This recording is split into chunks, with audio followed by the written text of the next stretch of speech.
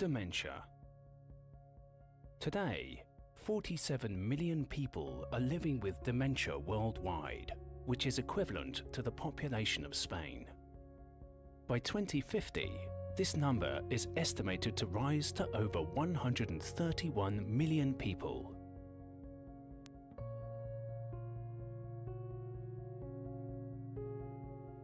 The yearly cost of dementia today is estimated to be $818 billion. If dementia were a country, it would have a GDP higher than the Netherlands, Turkey, Switzerland, or Saudi Arabia. The cost of dementia today will triple by 2050. Dementia-related diseases have a huge impact on those with the disease and their families. We must support them, work together, and address this global issue in unison. 58% of those with dementia live in low and middle-income countries. Despite specialized care being available to some and none to most, 1 in 3 will die with a dementia-related disease. Today, we cannot prevent it, cure it, or survive it. However, we can make a difference by working together towards building future solutions and collaborating across multiple fields. As of today, it is the only way forward. Welcome to Dementia Forum X, a global action on dementia. Let us lead and work together to reach a dementia-free world.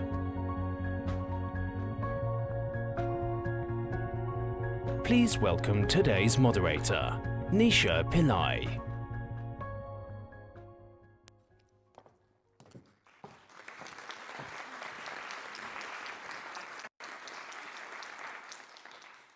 Your Majesty, Ministers, Excellencies, ladies and gentlemen, a big warm welcome to Dementia Forum X in this amazing place, the Royal Palace in Stockholm. Your Majesty, we're so...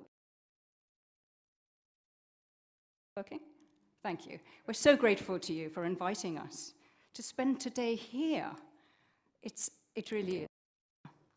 So how are we going to work and not be distracted by this extraordinary place of learning? The Bernadotte Library. Well, ladies and gentlemen, I give you 2 minutes to allow yourselves to be distracted by the glories of the place we're in. Down to work. You're struggling with my mic, aren't you, Chris? We may need to change it in a minute. Forgive us, ladies and gentlemen. But we're going to make it work, mics or not, yes? Because the prize ahead of us, the dream that we're here to try and bring a bit closer, is the dream of a dementia-free world. Now, sometimes it is an impossibly faraway dream. Scads of researchers and scads of money have gone into trying to secure progress and got not very far. The wider world seems to be pitifully indifferent to the issues that keep you up at night. So can we really make a difference? Well, we believe, from when we met together 2 years ago at the first Dementia Forum X, that this kind of forum, bringing together people in many different areas who don't normally work together, really does achieve results. And so I'm going to invite you all to spend today working collaboratively, putting together the wisdom in the room, the experience in the room, and the most precious thing of all, the hopes and the dreams in the room, to try and bring a dementia-friendly, dementia-free world a few steps closer. Are we ready to do that, ladies and gentlemen? To work collaboratively, whether the mics work or not, whether we can see each other from one side of the room to the other. Are we going to talk as if this is one big conversation? Yes, great, thank you very much. So, let's start then. Our first speaker, we're very delighted to say, is the Minister for Children, the Elderly and Gender Equality, Ms. Åsa Regnér. Minister.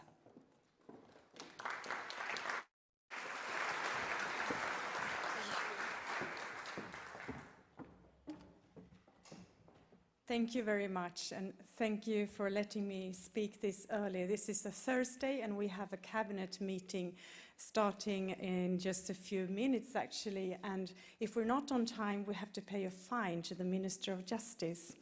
But more importantly, today we will also take a decision on the issues we're going to talk about today. So I thank you for inviting me, and Your Majesty, thank you very much, Your Royal Highnesses, Excellencies, my colleague from Denmark, the Minister of Elderly from Denmark, who I had a very good meeting with yesterday. We couldn't stop talking.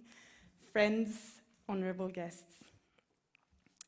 I would like to start by thanking Her Majesty the Queen for her commitment to these issues and for organizing this today.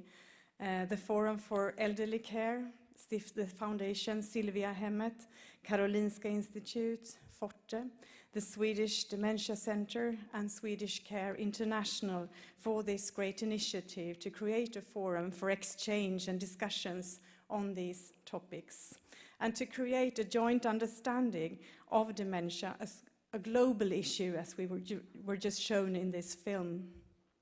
For those diagnosed with dementia, it is harder to think, plan and communicate.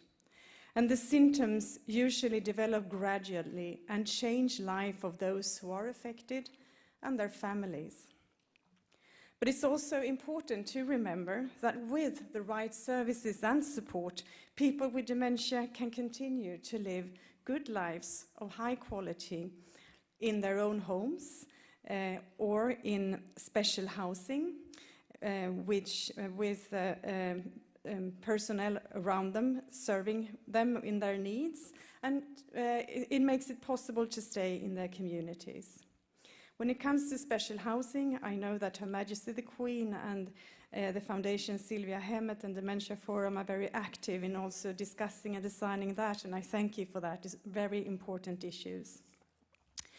Around 47, as we heard, million men and women in the world live with dementia, and the number is increasing. And that means something to us. We have to be prepared. Every year, 10 million more people develop some type of dementia. And in Sweden, roughly 160,000 men and women suffer from dementia. And we estimate that in 2030, the numbers will rise to 230,000 people.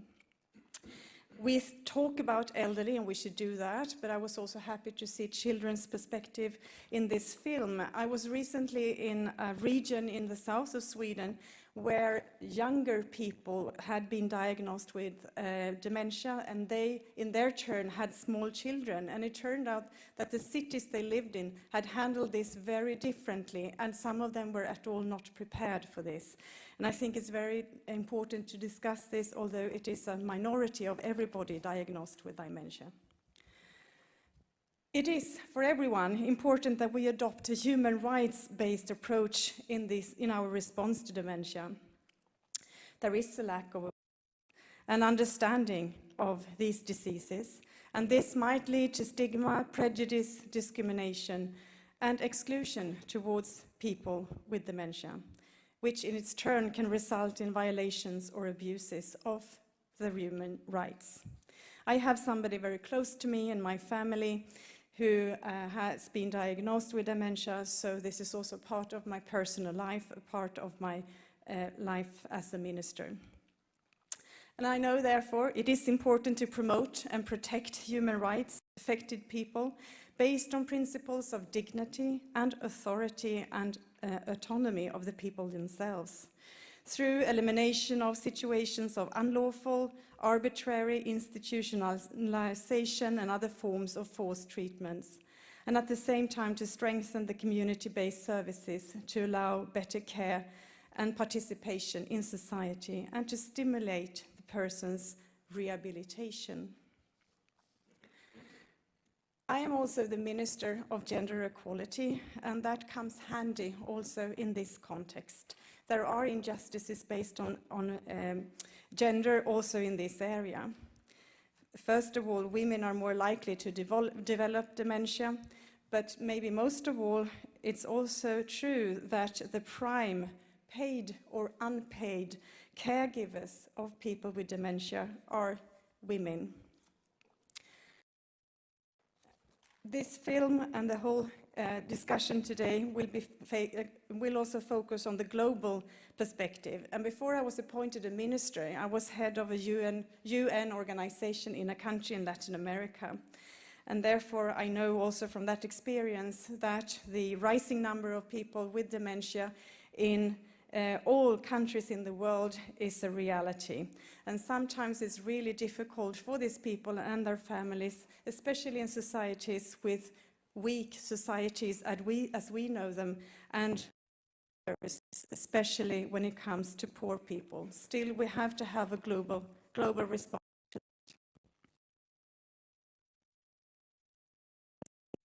that. Are difficult to approach can lead to situations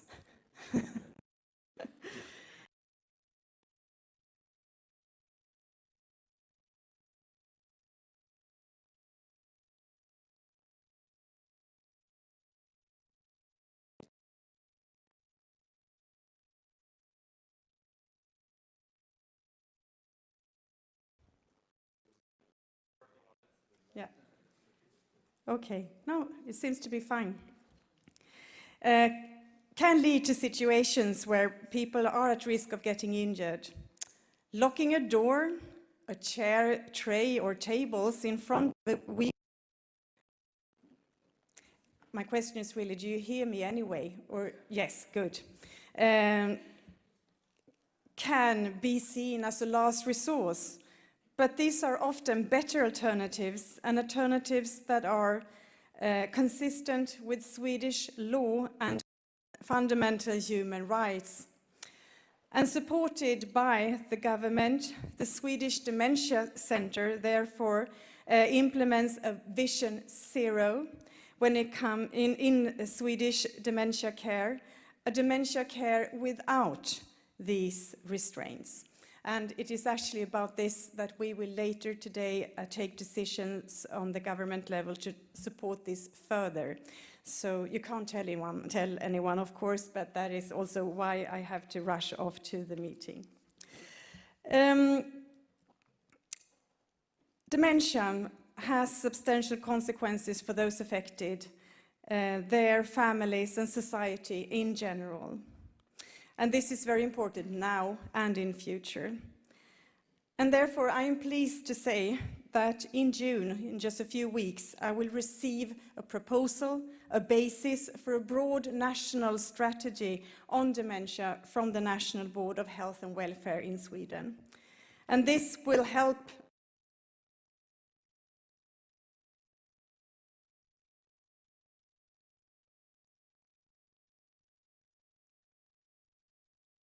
side, we have also supported elderly care, including care for people with dementia, with money for staff, 2 billion every year from the national level.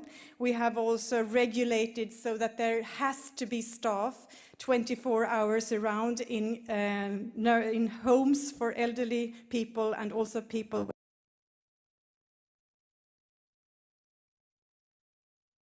of homes for people with elderly people and people with dementia.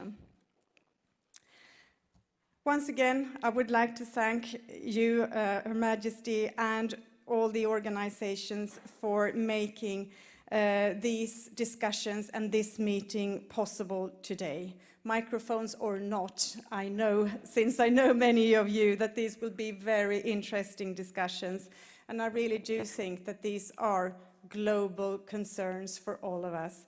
So thank you very much. And although I have to rush off, I will try to get the conclusions from your meeting and see what we can do together further. Thank you very much.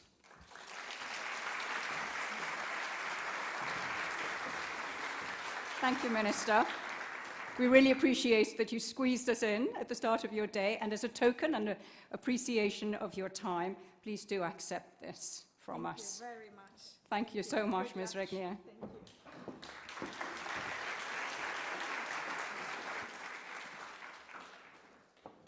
So, Your Majesty, ladies and gentlemen, you might want to know what it was that I just handed over to the Minister. And it's quite an unusual sort of token of appreciation, if I may say so, so I'm going to tell you about it. And that is, it's a travel stipend that Dementia Forum X is making available to the main Alzheimer's research organization in Ghana to help their scientists, researchers, and advocates to travel to events like this, when the travel budgets might not be available. So that's what I was handing over to her, and I think it's kind of fitting, because we're talking about trying to bring people together and create global initiatives to tackle this scourge, that we are making a gesture in the direction of the Ghana Alzheimer's Foundation.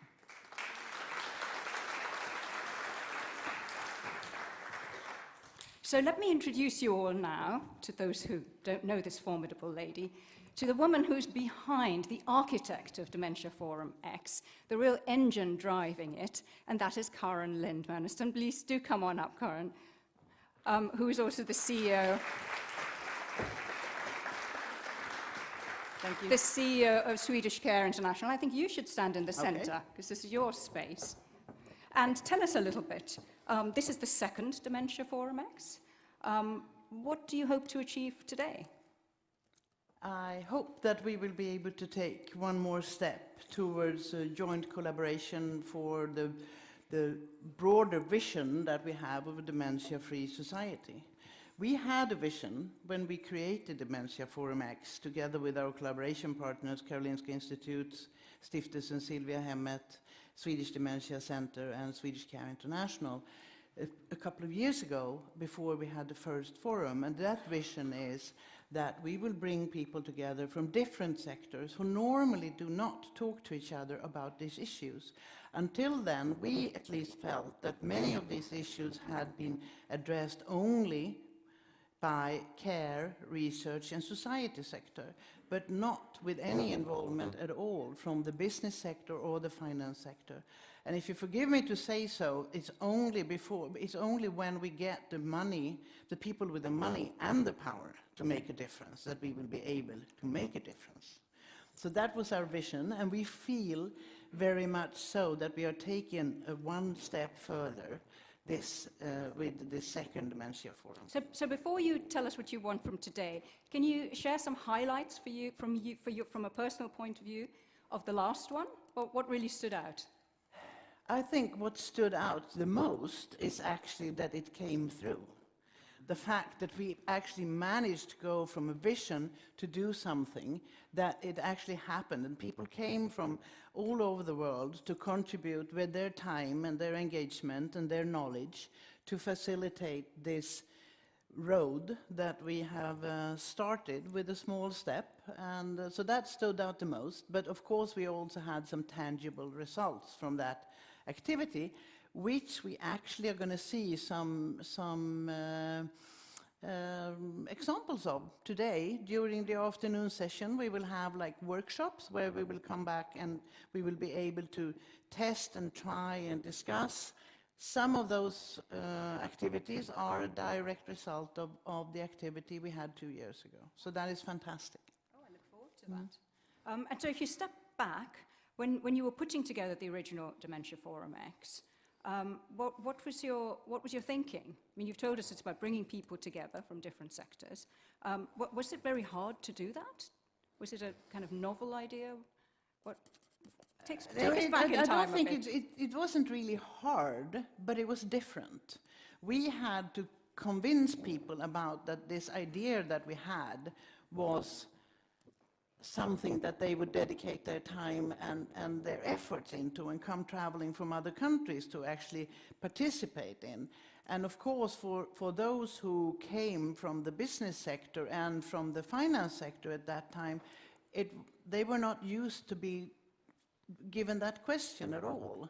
So they sort of said, okay, but what I'm going to do there? I don't really know what to say. I don't know anything about dementia. And we had to sort of explain to them that, but you have this big business, or you have all these financial possibilities. And have you ever thought about that there are a lot of people dependent on you as a business leader, or customers that are involved in your financial activities for which this is really important. And then people start to think, oh yeah, well, maybe, yes, I could come. But many of them actually, what was quite funny, said, but I don't want to say anything.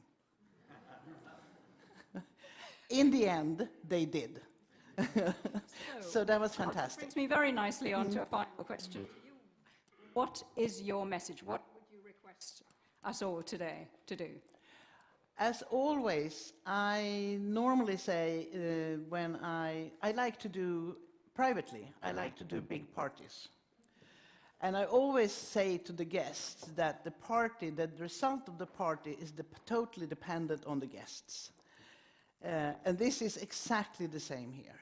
Everybody, all of you are handpicked, selected to be here today because we feel that you could contribute very, very well to these discussions that we have and to create a really good outcome of today's meeting. So what I would like to tell you is that we expect all of you to contribute, either in the discussions during the morning session or in the end of the day, we will have also a more tech-related conclusion session where those of you who hasn't expressed your ideas or thoughts orally are going to be able to express also what you think is most important in these issues that we're going to discuss. So, ladies and gentlemen, there's absolutely no pressure on you then, eh? The success of the day is down to you. I think that's the message from Karen Linden. Exactly. Karen, thank you so much. Thank you.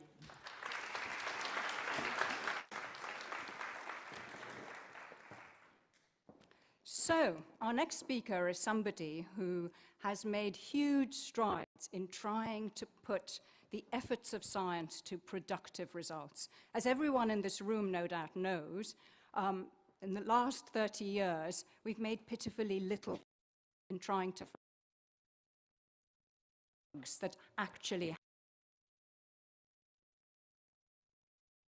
retarding the progress of dementia, let alone a cure. Let me introduce you to Professor Mia Kivi-Pelto. Her approach is wholly different to that of drug development. She's from the Karolinska Institute. Mia, lovely to have you.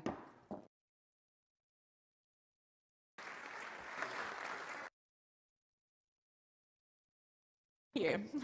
I hope the mics will work, because what she has to say is so important. Take us back one step firstly. Why is it that the research efforts have been so disappointing? Well, it's a good question. Why it has been so difficult to find cure or disease-modifying drugs for Alzheimer's disease? And the reasons are surely many. But I would say one main reason is that, of course, brain is very complex organ, maybe the most complex in the whole universe. What did you say? The brain is a very complex brain. Multifactorial disease. Maybe our picture, our models for Alzheimer's disease have been too simplified. All or most of the drug trials have been focusing on whole, but we know that there is not only how, there is inflammation, there is oxidative stress, there are vascular risk factors. Maybe we need to have much broader view risk factors simultaneously to get an optimal effect. So that is, I think, one point, our picture. And the second important point is the timing. Late. Disease in the brain has already progressed many years. We know that the process to Alzheimer's disease may start 20, 30 years before we can do the diagnosis of dementia. So if we are thinking prevention, I normally say it's Alzheimer's. I've been learning lessons, by the way, in the last 2 weeks. How do you prevent it? It's never too early to start. So tell us about your study then. It's called the Finger Study, and it's received a lot of publicity because of what it's achieved. Is it different then from the ones you were just describing? It's quite different, yes. Finger trial was the first large multi-domain lifestyle-based intervention showing that it is indeed possible to prevent or at least reduce the risk of cognitive impairment. And we used this multi-domain approach, targeting several risk factors simultaneously. We had physical activity, diet, we had cognitive training, mental stimulation, social activity, and then managing and treating of all vascular and metabolic risk factors. And we tried to start. These persons did not yet have any clear cognitive impairment, but they had increased risk based on the risk factor levels. So let me just stop you there. You try to start early means what? Yes. The people in your People in our study were 60 to 77-year-old, and they had increased risk based on risk factor profiles. They maybe had high blood pressure or physical inactivity earlier in life. So increased risk, but they weren't showing any symptoms of dementia? No, we excluded persons who had clear cognitive impairment. Okay. And from reading about finger, you had a big samples, right? Yeah, it was quite big study, 1,260 persons and 2 years. So we wanted to start quite big to really be sure that we have power to show the results. Right, so half of them you didn't treat with this program, the other half you did. Yes, and that was also the key. We wanted to do a randomized trial because that's the strongest evidence in evidence-based medicine to really have a control group and then this intensive lifestyle-based intervention. Of course, because of ethical reasons, we could not have a clean placebo or control group. These persons got regular health advice. So they also got some intervention? They also got some. So tell us more about this massive intervention then. The physical side, the brain gymnastics, the diet, all that. Yeah, it was actually quite intensive.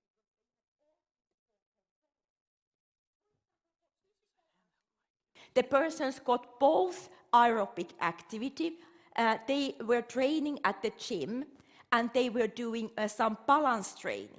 And if we are thinking elderly persons, we felt that's important because the muscle mass is often reducing. So try to have quite broad program for the physical activity.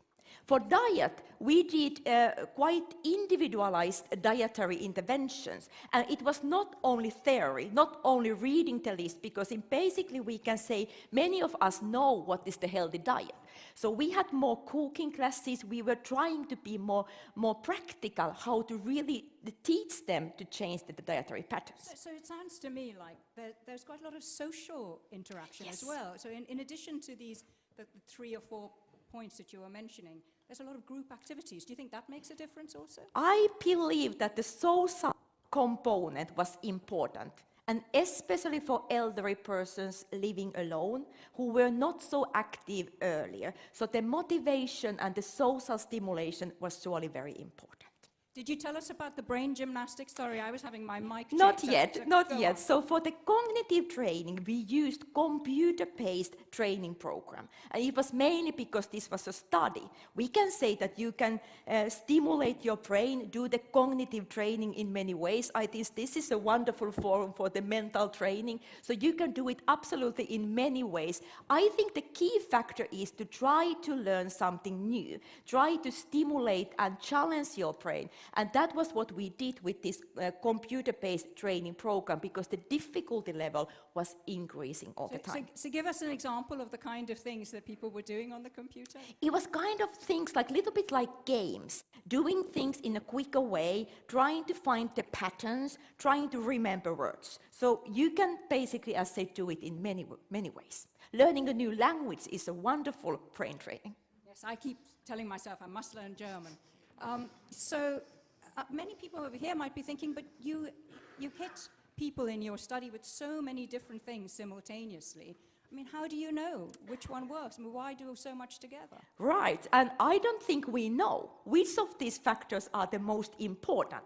I would say the starting point again was that it was multifactorial, changing the risk profiles. So not only targeting one single factors like has been done in the previous trials. And we are just now trying to analyze the data to see if one of these components is more important. And it can, of course, be that on individual level there are differences. Maybe for me it's diet, maybe for someone else it's physical activity. It may be different. If we are seeing on population level, what are the population attributable risk for different risk factors? Physical inactivity is nowadays one of the biggest risk factors in our societies. Globally, it's low education and smoking. So it also depends where you are. So you ran this trial for a couple of years, I understand. What was the result? So results already after 2 years clearly show that this multi-domain intervention reduced the risk of cognitive impairment. We could see the clear effects for memory, cognitive speed, how quickly we can do things, and the planning ability. So the results were very broad. We could also see, we have unpublished data, that the results are also there for the functional level, quality of life, and even this intervention reduced the risk of new chronic diseases. And results were more pronounced if you had the genetic vulnerability, which I think is very positive finding. Yeah, it's extremely encouraging. So where do you go now? You ran this for 2 years, looked at 4 or 5 things all at once. Are you going to continue the trial in a different form? We are continuing. We are doing the extended follow-up for 5 and 7 years. And I think it's extremely important to see the long-term effects, if the persons are able to keep this healthy lifestyle. Second thing is that I'm very happy that finger is now used as a model in many other countries. In Singapore, they are not starting the finger trial, but they are starting singer trial. And in US, there are attempts to start US finger. I will travel to China, because in China, start finger trial, and we know in these countries obesity, diabetes are big problems. So that's really, really great to see that. So we are now creating global dementia prevention initiative, try to harmonize these activities and use the lessons learned from these previous trials. So ladies and gentlemen, she's here for you to grill. Get your questions ready. Would you like to find out more about finger? Do you want to know more about its implications, how it can be modified? What is the relevance to you? I hope your minds are flickering with ideas. I'm going to put one last one to her. Okay, so you have about 30 seconds to a minute before I want a forest of arms to go up, please. And my question to you is, isn't this very expensive? What are the budgetary implications of this kind of massive intervention? It does not need to be expensive. We all can do something immediately. So if you compare for many drug trials, this kind of intervention package does not need to be expensive. We are now doing cost estimations, and if you take the total effect that you can probably reduce the risk of many chronic diseases, it seems to be absolutely cost effective. My vision for the future, of course, is that we could have much more combinations. I don't want to think it's only lifestyle or drugs, but we should maybe combine much more drugs and lifestyle. And we should also learn more about Alzheimer's disease, not only seeing it as a one disease. For me, the future of Alzheimer's disease is like a little bit the cancer care, where we have the subtypes. We are more individualized, more personalized medicine in that way. So I've just said to everyone, get your questions ready for Professor Mia. Do you have a question for us to be thinking of as well? Yes, I think one question what I would like to reflect and discuss with you is, now we have this increasing evidence about risk factors. What should we do next? Do we have enough evidence to justify some immediate actions? Or should we start doing more studies? I think both may be the option. But if we go on, what we can do to really start implementing these results? So the question is, are we ready to go, and what are the best ways to implement? So, what are your views, ladies and gentlemen? Either to Professor Mia's question, or anything else, or do you have a question for her to find out more? I'm going to move over and ask, Mark Wortman from... Are you going to put the first question? Yeah, I think Mark Wortman from Alzheimer's Disease International. I'm very inspired by the finger study, and yesterday there was a sort of follow-up study published in the Netherlands, which shows many of the same results. But I have an answer to your question. I think it's a very pity that we don't link the brain prevention to the rest of the body. So there is a a whole stream of work for what is called the NCDs, the non-communicable diseases, diabetes, heart disease, cancer, and they don't mention dementia. And I think if we combine that these things are good for your body and for your brain, it's a much stronger message.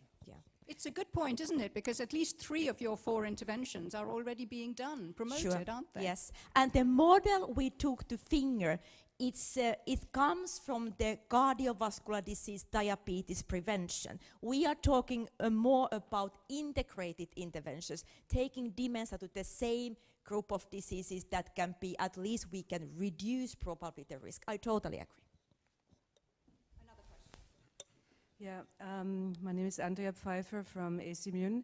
I'm a big fan of your study, and as a former head of research of a food company, I'm of course asking you the question, how are you thinking about implementation? In fact, you put your question exactly to my heart.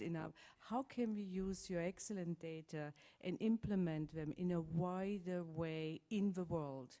How can you work with the implementation factors, such, for example, the food industry, to help you to make your data available to patients?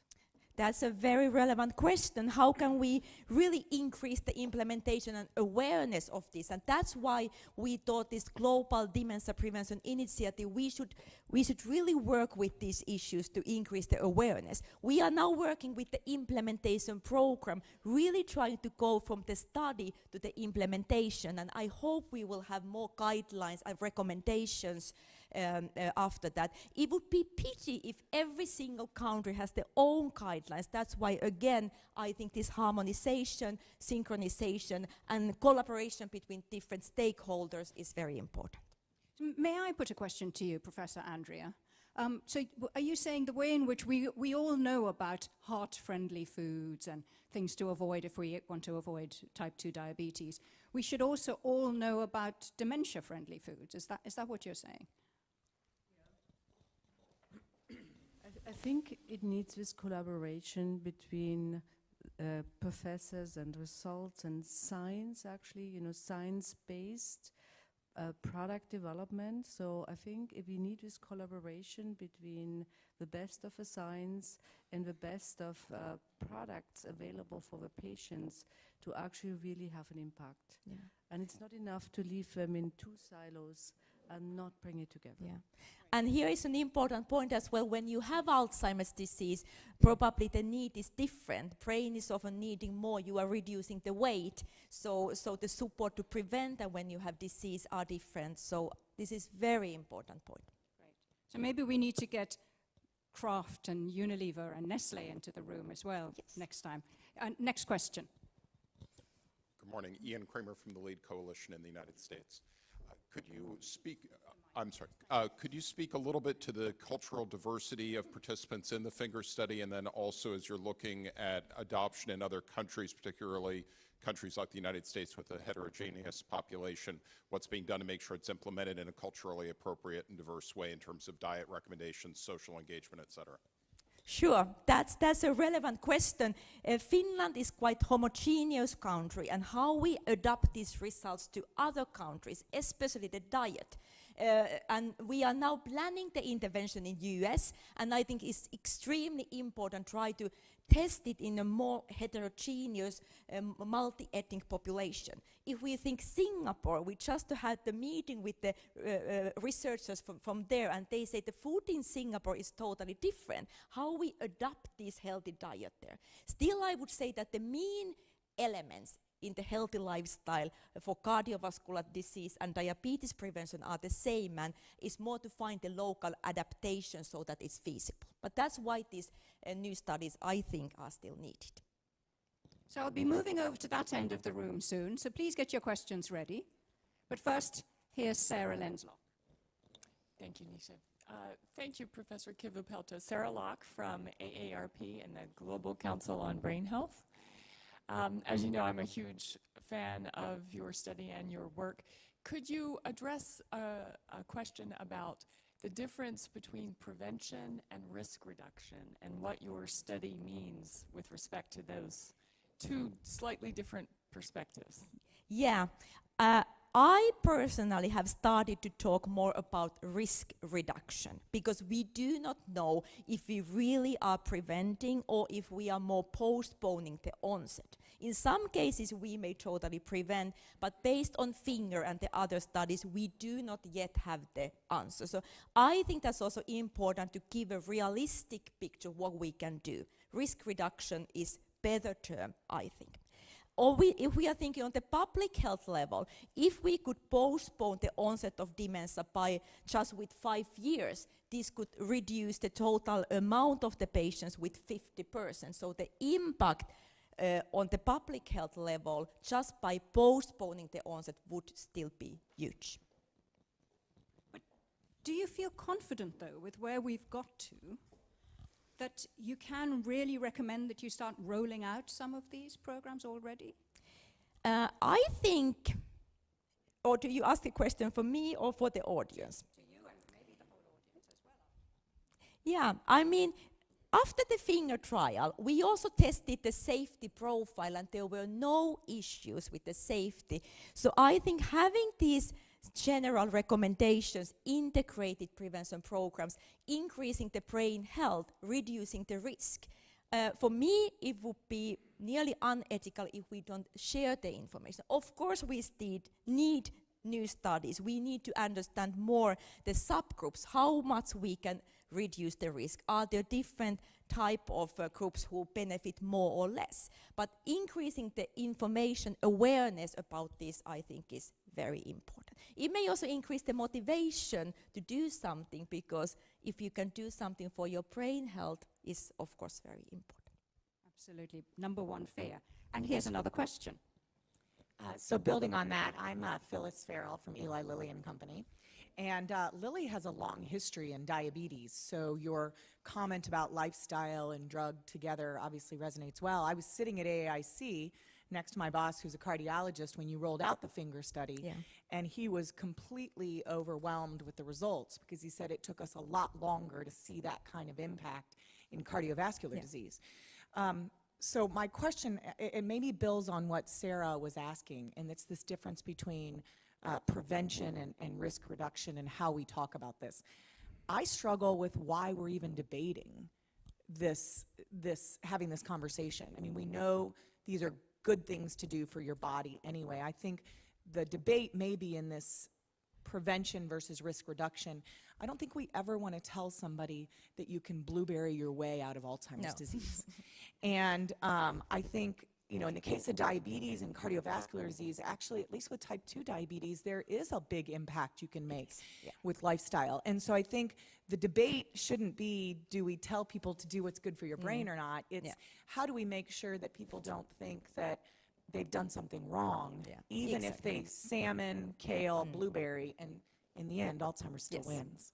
And that's maybe more the reaction if someone says that my mother or father got Alzheimer's even though they had a healthy lifestyle. So of course on individual level we never can say why a person got the disease. It's same for all chronic diseases. I totally agree. Also a reminder, of course there may be risk factors we do not yet know. We are studying more now stress, depression, other psychosocial factors where the area or the evidence is not yet as strong. Another question. My question goes to the costs, because if in fact you can prove with some rigor that your risk reduction program causes a delay in the onset of Alzheimer's or reduces the load on the medical system, you can begin to model what the cost savings are. So when we decide either as businesses or as governments whether to invest significant money in trying to get implemented your program, we can see whether or not we're going to save money. Now, I know that's cruel. We should do this anyway, but in fact, it will cost money. And somebody's got to decide whether we put money there or in pharmacological solutions or in criminal justice or in some other thing. So we need to understand the pros and the cons in terms of the cost of the intervention versus the savings associated with it. I agree. We are just doing this more sophisticated cost effectiveness analysis with my colleague Anders Vimo, and the preliminary results indicate that it is indeed cost effective, even though we only take into account cognitive impairment, not even the other possible chronic diseases. But I agree, this is absolutely important next step to really get the numbers. And I think Anders Wimo might be here. Yes. So would you like to say a few words? Oh, sorry. Beetle over to you.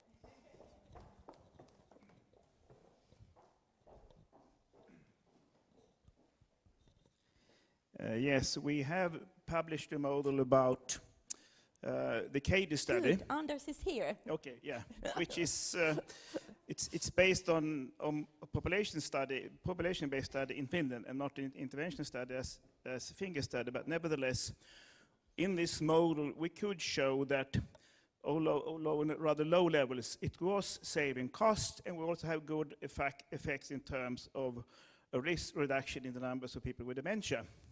But I think it's important to state, as George mentioned as well, that cost effectiveness is not the same as cost savings, because there may be an increased cost with a very good benefit in terms of quality of life and so on for patients. So there is always a societal willingness to pay for something that is good. So I think it's important. Cost savings is not necessary for cost effectiveness. But now we're working also to make a cost effectiveness model based on the finger study. And we hope to have some results perhaps in the end of this year about this model. Thanks, Professor Wimo. And of course, I guess one of the arguments is about spending upfront in order to save so much over a period of time, which is a very compelling one. We've got another question at the far end of the room, which is why I'm walking across and talking at the same time, ladies and gentlemen. Someone here wanted to put a question? Thank you. I'm Karin Helsvik. I'm with Biogen. I would echo all the others. It's a great study. I have a question related to the implementation. What did you do to motivate patients in the study? And how well did you retain them throughout? Yeah, I would say the adherence and the retention was very good. Dropout rate was only 12% after 2 years. And the bottom line was really trying to find their own motivation. It was not the finger doing like that. It was more the positive finger, trying to change with small steps the things. Even though the program was quite intensive, we started it stepwise, introducing each of the interventions at the time. So it was quite pragmatic, individualized. I think that's important when we are working with elderly persons, because the needs and the starting point is quite different. But of course, we still need to understand a lot. And now we are working with this implementation study with the clinical stuff to really understand how can you do this, what are the challenges, what are the barriers, and what are the facilitators. Professor Mia, you can see there are so many fans of yours in this room.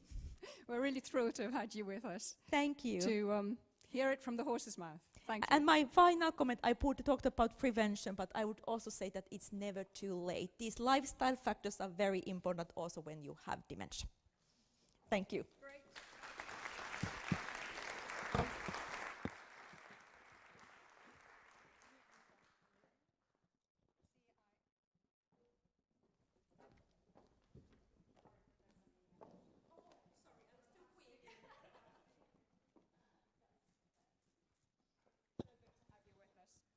So now let me introduce you to our next speaker. We've been hearing about the importance of living well with dementia, living well as we age, that we should not be so pessimistic. There's plenty we can do. This is the wrong mic. Someone who knows a huge amount about living well with dementia and as we age is Trevor Brocklebank, who used to run Home Instead Senior Care. Got it right eventually. I'm having a senior moment. Home Instead Senior Care, which is one of the biggest global providers in this field. He ran the UK side of it and is now working more on the advocacy side of things. Come on up, Trevor.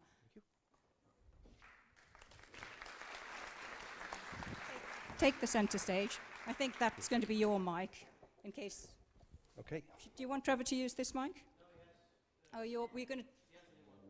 Oh, you have a. Yeah. Okay. Okay. And put the words in my mouth if I can't get them out, Okay. please. So we've been talking about with Professor Mia how the things that can be done. Tell me from your experience, many years of running Home Instead, what does good care look like? I think what's fascinating is good care, whether it's in Japan, China, Australia, Europe, the US, Canada, actually looks very, very similar. There are much more similarities in what great care looks like than there are differences. There are regulatory differences, there are cultural differences, but actually it's about focusing on the individual. If we all went out for a meal, we'd all choose something different from the menu. And it's so important with care that you work out exactly what the individual needs are and what the family's needs are. Because quite often, particularly with dementia, it's about supporting the family just as much as supporting the individual. This came as a surprise to me when I looked at the Home Instead website, but they've won a Queen's Award for Innovation. That's the British Queen, Her Majesty Queen Elizabeth. It's very unusual for this kind of thing not to go to a manufacturing company or some big exporter. So I thought, why would Home Instead get a Queen's Award for Innovation? What do you reckon? Why did they pick on you? We're the only care provider to have won the award. And I think in some ways it's a bit of a sad indictment on how care is delivered. If you ask a person what they want, you ask the family what they want, and you do your very best to deliver that through high quality trained carers and caregivers, and you work with the family. You can't deliver care 2-4 hours a day as a care provider. You need to work with the family. So one of the things we do, for example, is we train the family members in how to support a loved one with dementia, and that training is just as important as the training that we give our own staff, so we can actually work in partnership. There's no point us providing a great care package in, and then an hour later the family destroying all that relationship that we've built by doing the wrong things. So what does the training look like? What it isn't is a technical academic study of dementia. That's irrelevant to the family. They need to know, how do I look after mum or dad?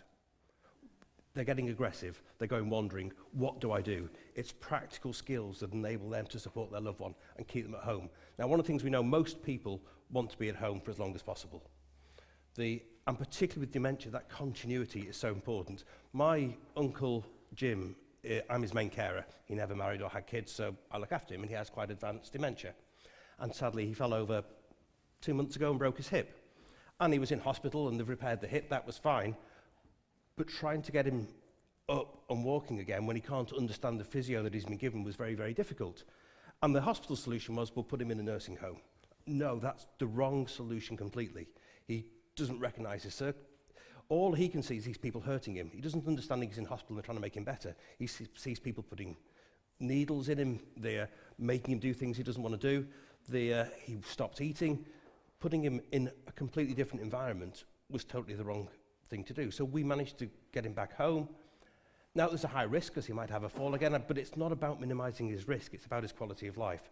So getting him home, the minute he saw the surroundings, he recognised people, we got him up, we got him walking. 2 weeks later, he's now active and mobile. But so this is a question, obviously, which is about the British Health Service, but we can probably generalise and globalise it.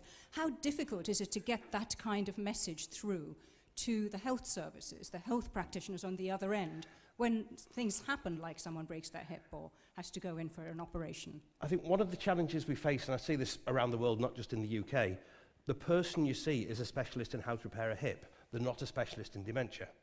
So they know what to do, and will have a physio coming in for 15 minutes a day. But if it's the wrong 15 minutes and my Uncle Jim's not responsive, he'll get no treatment. And then the report will say he's not mobile, he needs to be bedbound. Because they're treating the hip, they're not treating the dementia. So that education for all the medical staff he's working with is so important, and sadly I'm not seeing enough of that. And obviously the main focus of Home Instead is to look after people at home. And is there any research study, is there any scientific evidence? Has Professor Mia or one of her colleagues done anything to show that it's better for people? You get better outcomes? That's a fantastic question. Now, if I asked for a show of hands, who would like to stay at home and who would prefer to move to a facility, I'm sure the vast majority of you will say, I'd like to stay at home if that's possible.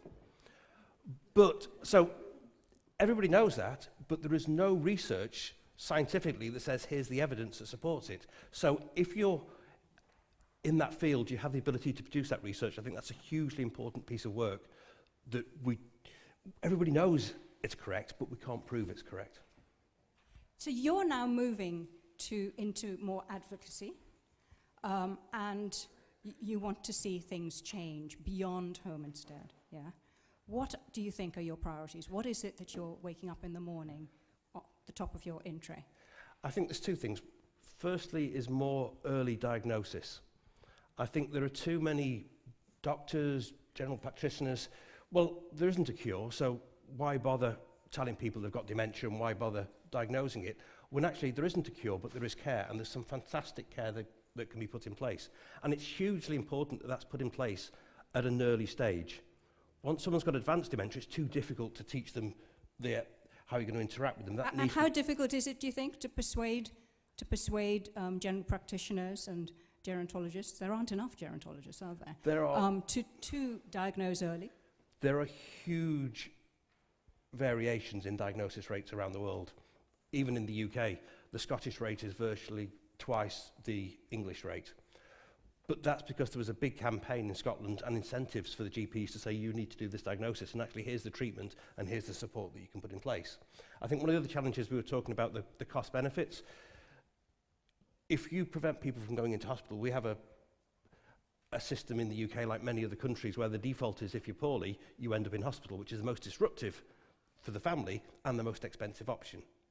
So actually putting a good, simple home care package in is hugely cost effective. Okay, and is there anything else you want us to leave us with before I bring the audience in? Is there anything else that you're really working on at the moment? The most important challenge I see around the world is a lack of quality caregivers. There are hundreds of thousands of vacancies for care staff just in the UK. And if we keep paying it as a minimum wage job with limited training, we are not going to have enough care staff of the right quality to deliver the care that we need. We really need to focus on making care an aspirational career. Now, if you think about it, if you're... Making care an aspirational career. We want people to want to go and work in care, not do it until they can get a job stacking shelves in the supermarket because it pays their 20 cents an hour more. And if you don't have great qualifications and you want a vocation, you want something that makes a difference, then working in care is a fantastic career. But that's not recognised. So why aren't we getting enough people coming into the sector? Virtually all our offices in the UK have waiting lists. We have more clients waiting for our services than we have quality care staff to deliver that care. We need to take you on a roadshow, around the world, Trevor. So let's see if we can chew over those two things that are Trevor's big priorities. Is it possible to get more early diagnosis? How do we do that? What are the arguments we use? That's something I'm going to throw to you. And is it possible to make caring an aspirational career? Caring an aspirational career? It seems, I don't know, it seems impossible to me. But how do we do that without putting Trevor in front of every room of young people around the world? Who's going to take the mic from me? Thank you, Nisha. Hi, Trevor. Hi. Surya Kaluri from Bank of America. One thing I'll observe when I think about our clients and who are getting to the point where they need the service, this entire area is a big mystery to them. They won't know where to start, what it costs, how to get this help, etc. So let me ask you a spectrum of care question. So there are people who think they need help, people need a little bit of help, people need a lot of help, and then maybe they have to go to a nursing home, and then finally maybe to a memory care center. So that's a whole spectrum. So where does home instead play? And then how do you manage the handoffs for clients who want to go from one area of the spectrum to the other area of the spectrum? That's a great question. One of the biggest challenges is that care is very much a distress purchase. Mum or dad's had a fall, or they've been diagnosed with dementia. Care ought to be in place before then. Now, if you've got busy lives, you may well have a cleaner at home or the people helping out. So why isn't that the norm? If someone's got dementia, you want to get that care in place as early as possible. So people get used to that, they recognise people, that familiarity is there, they get used to the processes and the way things are working. If you leave it too late, that'll never happen. So let's get them involved as soon as possible. By putting that care in place, quite often you can prevent the move to the next stages. We had a gentleman, and his wife and daughter put him in a nursing home because they couldn't cope with his dementia. What we realised was he'd worked in a manufacturing plant with all men all his life, and he'd regressed back to, I'm on a manufacturing line. He was at home with his wife and daughter, no male company. He then moved into a nursing home where all the other residents were female. We put a male caregiver in to see him 2 hours a day, and they talked sport and they relived the conversations that he'd had in that environment. Within 3 months, he was back at home. So we actually slowed that process down because that gave him that normality. So it was a bit like going to work and then coming back, and that was the bit he had to get. So for him, I'm at home, I'm now going to work there, and now coming home again. So quite a few of those stages can maybe not necessarily stopped completely, but you can certainly prevent some of the progress. So it's not so linear as one might imagine. Absolutely. Something that Trevor told me when I met him a few weeks ago was that one of his carers' jobs is to take someone to the pub once a week. And it was his favourite job. Going back to making it an aspirational career, he couldn't believe that he was getting paid to go to the pub for a drink every Saturday afternoon. But that was hugely important. This was another gentleman who happened to be in a facility where he just wanted to talk sports and go and watch the TV. So the carer, then he reads the paper every day, Monday to Friday, to read the sports news, so he's got something to look forward to all week. That 2 to 3 hours on a Saturday makes such a difference to that gentleman's quality of life for such a small additional cost. Here's Jacqueline Goegendam from the Dutch Ministry of Health. Thank you. Referring to your story about your uncle with his hip fracture, I want to draw the attention of all of you to a scientific research project we started in the Netherlands, saying people with dementia don't belong in a hospital. So when someone needs surgery or treatment in a hospital, the idea is that they're immediately after treatment are going back home to the familiar surroundings and get necessary treatment there. So it's called hospital at home. So all necessary hospital care, if possible. For instance, ICU care, it won't be possible, but a hip fracture, there's no reason to stay in the hospital. If possible, you go home the same day and receive all necessary care there, and even the medical specialist coming over to your home instead of dragging you over to the hospital, the unfamiliar, threatening surroundings. And at the same time, while we started this project, we also gave the assignment to make a national implementation plan for this type of care in the whole of the Netherlands. I think that's a fantastic idea. Yeah, sounds very sensible. I think one of the problems we had with Jim is he stopped eating, and we were having to feed him. As soon as we got him back home, he's sitting around a table with everybody else having a meal, so he just copies. So within a week, he's back to eating, and the report said he can't feed himself, he can't walk, therefore we have to put him in. No, you're dealing with the symptoms, not the cause. The cause is he's in the wrong environment. Here's Professor Wienblad. Yeah, I'm Bengt Wienblad, I'm Professor of Geriatrics. I'm thinking about how can you bring not only education but also research into the staffing on different levels. I think to get nurses or nurses ADs or community staff to do research would be a way to increase knowledge, but also to make a career for these persons. Have you some ideas to interaction with the academic part and your organization? I think that's a really good point. I think globally we have something like 60, 70,000 caregivers there who are interacting with, all we do is deal with older people, and probably a third to a half have some sort of dementia, because the diagnosis rates we're not exactly sure, but it's a very large percentage. That's a huge pool of people that we could actually work with there to actually do that research, to do those studies over a period of time. So we're very open to that type of conversation. Well, I'd like to see more of that. Take a drink while the next question comes in, Trevor. I'm Carrie McGee from the Museum of Modern Art in the States, and hearing you talk about making care an aspirational career, I was at a conference on Alzheimer's in Australia once, and I heard a care professional say, we need to move from a model of patient-centered care to relationship-based care, that we need to acknowledge both the humanity of the person with dementia and the carer. And it seems in the examples you're giving about going to the pub and, you know, talking sport, that if we can somehow focus on that relationship, it will both increase the quality of life for the person with dementia and for the carer, and then have the added benefit of reducing the social isolation of the person with dementia. And this is exactly why they got the Queen's Award for Innovation. Trevor, if you don't mind, I'm going to bring in some other voices from here, because there's so many hands that have been shooting up. And maybe we'll just hear from a number of people and then throw it back to you for a final comment. I'm Maria Eriksdotter from Karolinska Institutet. I'm also a professor in geriatrics. I'm also running the Swedish Dementia Quality Registry, one of the largest quality registries in the world, where we evaluate diagnostics, treatment, but also care. We're now implementing an evaluation of care in nursing homes, but we are also planning to evaluate care and moving the platform into the homes. So I think that would be one way of, you know, what you're talking about, evaluating care, because I think that is very important, and that, you know, you could do that with quality registers. Or what do you think? Excellent idea. I'm going to get a few points. Okay. And then get a response. Yes. Patricia Steiner, I'm the Labor Affairs and Social Affairs Counselor at the German Embassy.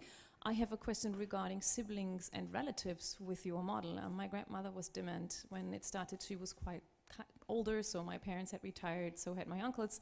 So we went well with a mixed model of home care and relative care.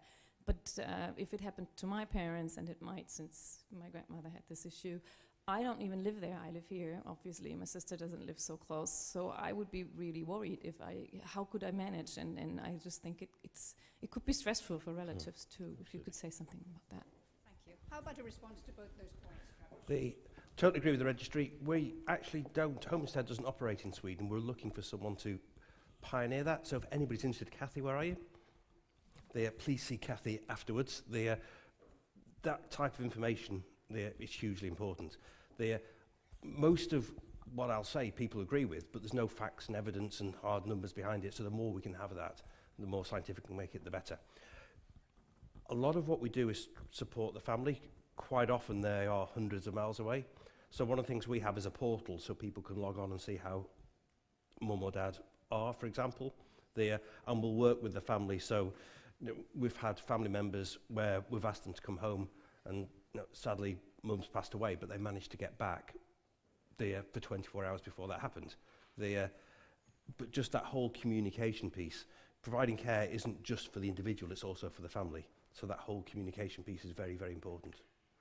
Trevor, thank you so much. I know there are many other people who want to ask you questions, and I'm sorry for not managing to get around to you, but Trevor's with us all day, so nab him and continue the conversations. Thank you very much. Pleasure to have you with us. Thank you.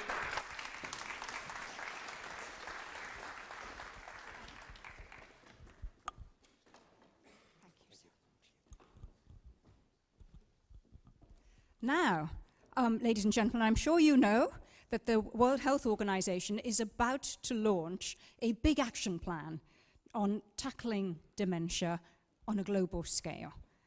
From the WHO to tell us all about the action plan before it's public, before it's news, as it were, and to give us the opportunity to put the first questions, please welcome Dr. Shekhar Saxena.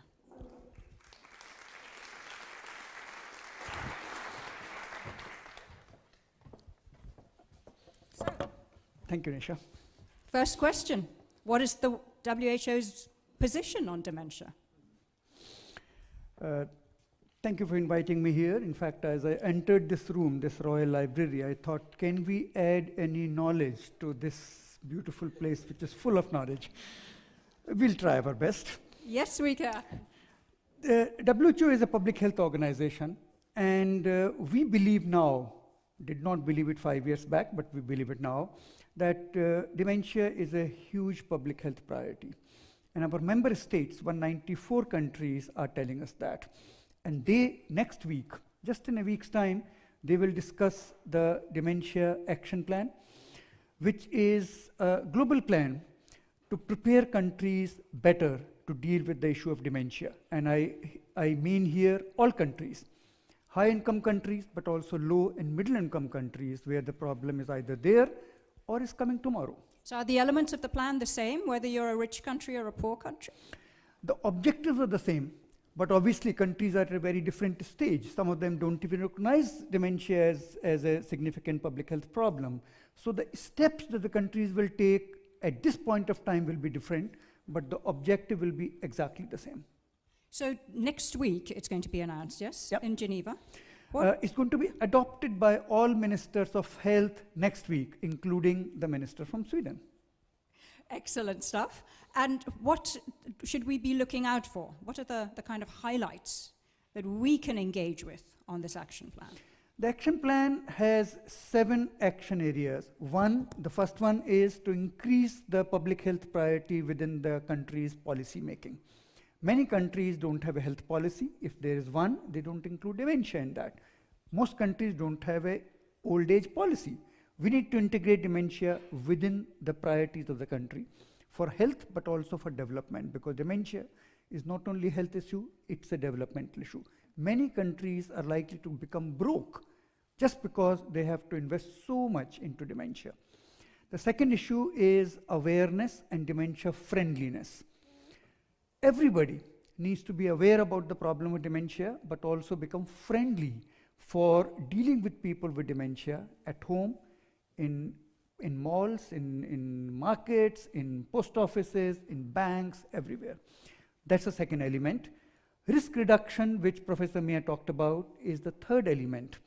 We need to do everything to reduce the risk of people developing dementia by postponing the onset or by decreasing the progression of dementia. Then, of course, diagnosis, treatment, and care, which we have heard so much about. But I was very fascinated by the question asked, because that's our next point, support to carers. Carers bear the burden of looking after people with dementia within their own families or in a paid job, and nobody looks after their health, physical and mental, and that's extremely important. Last 2 points, very briefly, information systems. Although we have talked about, including in the film, the fact that there are 47 million people, it's going to increase to double in 15 years, but we know that for most countries, the figures are not very accurate. We need better information about the numbers of people, about the determinants of dementia, and about how they are living at this point of time, because that's the baseline from which we need to improve. Lastly, but very importantly, research. We need to know more. We need to know more about the causes of dementia, what can we do to prevent it, to reduce the risk, how to manage it better, but also, quite importantly, how do we use the knowledge that we already have, which Mia has just told about, into policy and practice in all countries, not only in Sweden and Finland, but in all countries. Those are the 7 elements of the action plan for dementia. So are you hoping that by convening this group, getting people to sign up to the action plan, you're going to have good practice spreading more quickly? Absolutely. And you're going to have more resources put into this area? Exactly. I shouldn't be asking you what your hopes are. Tell us, what do you think it'll deliver? This is the highest political level of commitment that we're likely to have. All ministers of health of 194 countries are going to come together, and hopefully, I'm keeping my fingers crossed, they will adopt the plan, which means they will sign up to doing those things within their own countries. Some of them are already doing it, but many others are not. And that will be the political commitment that we need so that we have the same objectives in all countries, and they will take the next steps, including better investments into the dementia knowledge generation as well as dementia care within their own countries. So when I started the day, I was talking about the importance of tapping into hope as well as knowledge and experience in our meeting today. So what is your hope of what this might deliver if you look ahead 8-10 years? In 10 years' time, I hope the dementia will become not so much stigmatized, for one.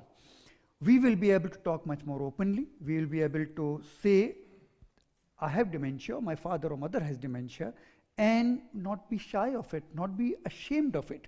That's one. And the second, that as I said earlier, we will be able to use the knowledge in practice and policy.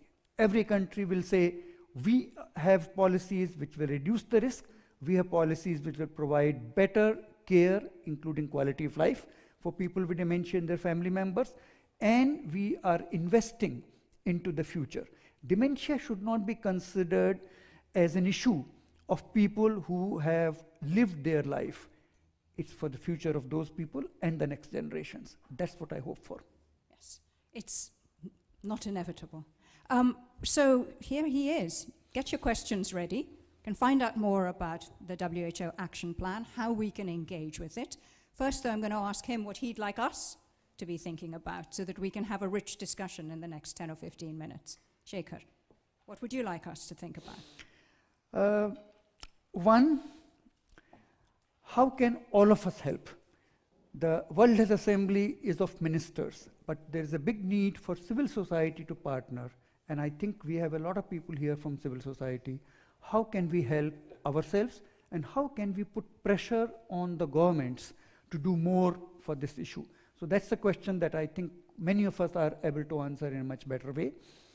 And the second question that I want to ask is, in what way dementia can be integrated into the health but also into the development policies of countries, and what can we do to make that happen? It's not only the ministries of health, it should be all ministries, including social welfare, including education, including labor, and many other ministries which need to come together. How can we make it all the government issue rather than just the health ministry issue? That seems like a very ambitious goal, Shekhar. Now, let's see, who would like to give their views? I'm going to be in this side of the room more for this discussion. Yes. Good morning. My name is Dr. Hanadi Al-Hamid. I'm presenting Ministry of Public Health, State of Qatar. I would like to thank you. I'm very glad I'm here today with you. And I'd like to thank WHO because Qatar responded to the action plan. My question regarding the action plan, after implementation and announcing, there will be any KPIs or indicators to follow action plan among the WHO to follow the country?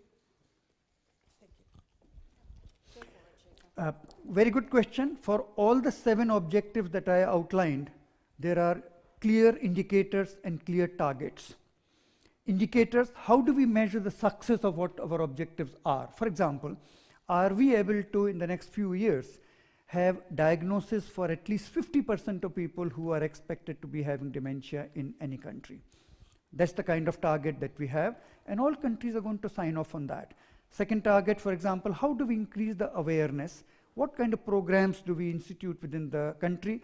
How many people these programs are reaching within the countries? These are clear indicators and target, because we believe if we cannot measure it, we will not be able to do much about it. Thank you. Another question. Hi, I'm Neha from EPOC Elder Care India. In a country like India where none of the 7 elements exist, in a country like India where none of the 7 elements exist, is there going to be a specific implementation plan for the government? Like, where do you start from? Because it's like it's a blank sheet. India and China are some of the most priority countries that we have in mind, because they cover more than 1/3 of the population of the world. It's not quite true to say India has nothing, but yes, India from the government side has very little.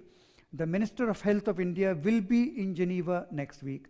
He will be one of the persons, 194 ministers, who will sign off. And then it will be at a national level. People like you, people like civil society in India, need to go back to the minister and say, you went to Geneva, you adopted this action plan, what are we going to do within the countries to implement it? We will help you. Next question. Suzanne Cahill from Trinity College Dublin in Ireland.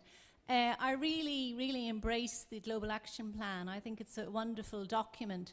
And I think the public health paradigm is so important, and it's a great shift away from the biomedical model and from the kind of mental health approach. But I think there's a tiny risk of the blame being cast on the individual with the focus on risk reduction, and then the whole issue of stigma coming back into the whole game. So I wonder, could you comment on that, please? We are taking a very broad approach and not a biomedical approach. The public health approach is a public policy approach in a way, so that it is not the individual that is responsible, it's the community, it's the country, and it's the whole environment which needs to be involved. And some of the findings from the risk reduction are very clearly on that. It's not the individual responsibility, it's the responsibility of the community.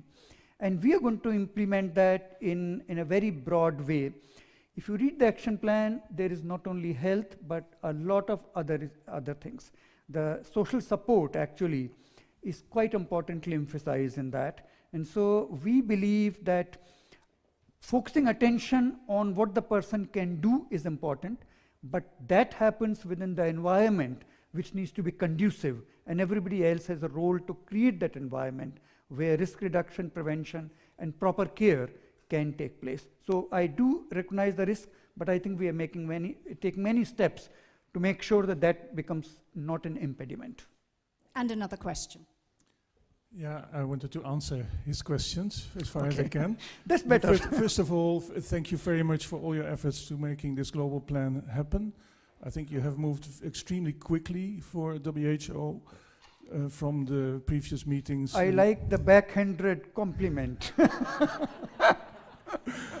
Well, it's a big organization and things don't always go so quickly, but that's not. You raised a very important topic of awareness, and when I talk to people from the low and middle income countries, they always say there's lack of understanding. So, and if we don't tackle that, all the other things will not happen. So it's a very important thing.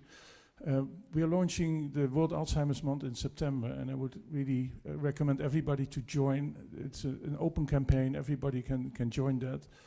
And the second thing is, you mentioned the whole of government approach.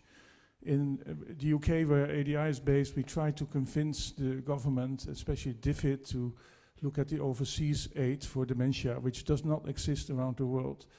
There's only one project ever happened that was financed by Canada to support a project in Indonesia. But Sweden has a really, really good reputation of overseas development aid. So maybe this meeting today is an opportunity to encourage Sweden to take a role. Great idea, Mark. And Professor Andrea wants to have a few words. Yeah, it's just another question on prevention. As we know, prevention is maybe the best cure if it's possible. So WHO has been very successful in other domains such as AIDS, etc., malaria, to really put programs forward, vaccination programs, which population-wide had a huge impact. Are you planning anything along these lines in dementia? Yes, absolutely. Risk reduction and prevention strategies, we are going to make very formal WHO guidelines for that, and then go out and see that they are integrated within the policies. It will be a very big effort, because we believe it's important to look after people who have dementia, but it's much more important, as was explained earlier, to retard the process of people developing dementia and also in some way postpone that so that the eventual burden will be much less. It will be huge. Thank you.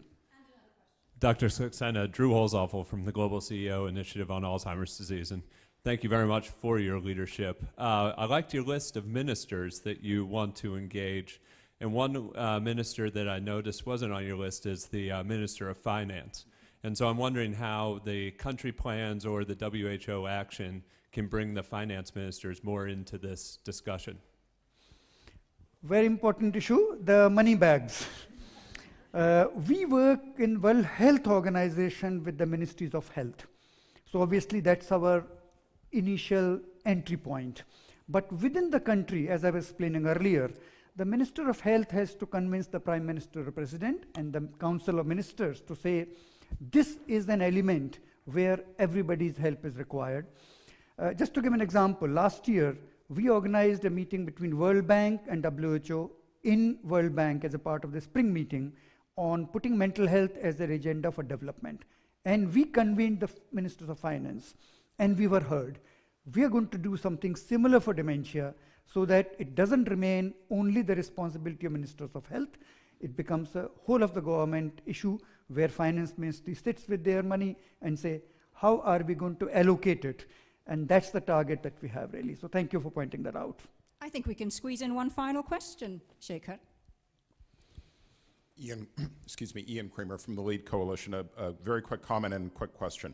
In addition to rates of diagnosis, I would encourage you to emphasize that the diagnosis needs to be timely, early in the disease, not late as it typically is for those who receive any diagnosis, and that it be accurate. In other words, that it be differentiated so people know whether they're facing Alzheimer's or frontotemporal degeneration or Lewy body dementia or another form or a mixed dementia, because the treatment plans and the care plans are going to be different. And in that sense, there also needs to be an element of physicians not only making a diagnosis, but also directing toward an action plan either themselves or through a social service provider. The question would be, to what extent in your work or in what you're recommending to countries around the world, are you recommending a defined and leadership role for self-advocates, people living with dementia, defining what their national plans will be and how they'll be implemented and evaluated? That's great. Could you just hold that thought, Jacob? Okay. I've just got one more point coming up, and then you can wrap it all up for us. Yes, I have a question. Lars Gottenbeck, board member of the Sylvia Foundation. I have a question relating to some extent back also to Trevor Brocklebank's presentation. Can you comment on the role of technology, connected care, intelligent homes in this call for action, so to say, or action plan, and the role actually where private companies, technology providers can participate? Shall I go on? Please. Yeah. The last question, yes, there is a role for innovation and also for innovative technology. This is going to be really huge because care providers are important, but care providers need the technical tools to provide the care. And sometimes that can really make a huge difference to the amount of care and the quality of care. That's very much part of what we will do. Coming back to the second question, the role of self-advocates and people with dementia and their families. It's very important. It's one of the cross-cutting themes in the action plan, if you notice. And we will very much encourage the self-advocates to not only make a difference within civil society, but sit with the government to make the policies that are needed. Nothing about us without us. We will follow that. And the first question, thank you.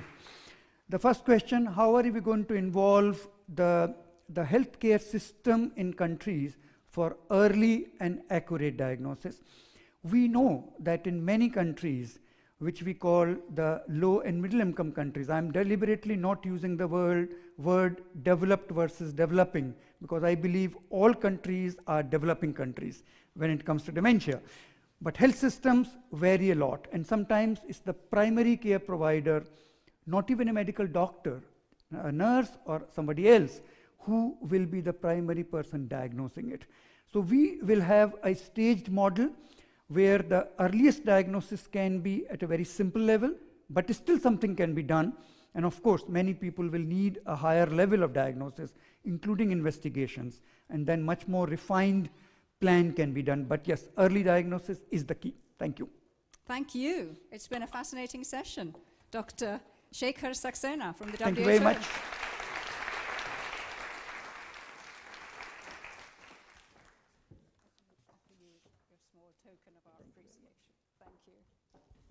So, Your Majesties, Excellencies, ladies and gentlemen, we're going to take a short coffee break now. Refreshments are going to be served directly outside there in that splendid salon. And may I also invite you to take the opportunity to use the restrooms. The facilities are a little limited because we're in this historic building. And I'll see you in 20 minutes' time exactly. Thank you.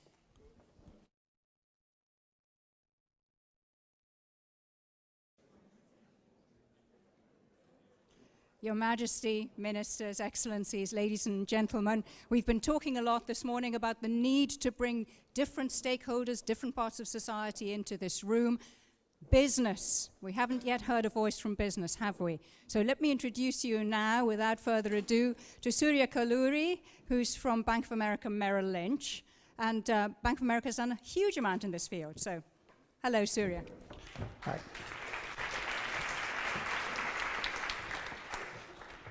When did you wake up to this dementia issue and begin to weave it into the way in which you do business? This morning. I was actually wondering, since I'm probably the only banker in this group here, if there was a bankers meeting going on in the other wing of the library. and I accidentally wanted in here. So it's a fantastic question.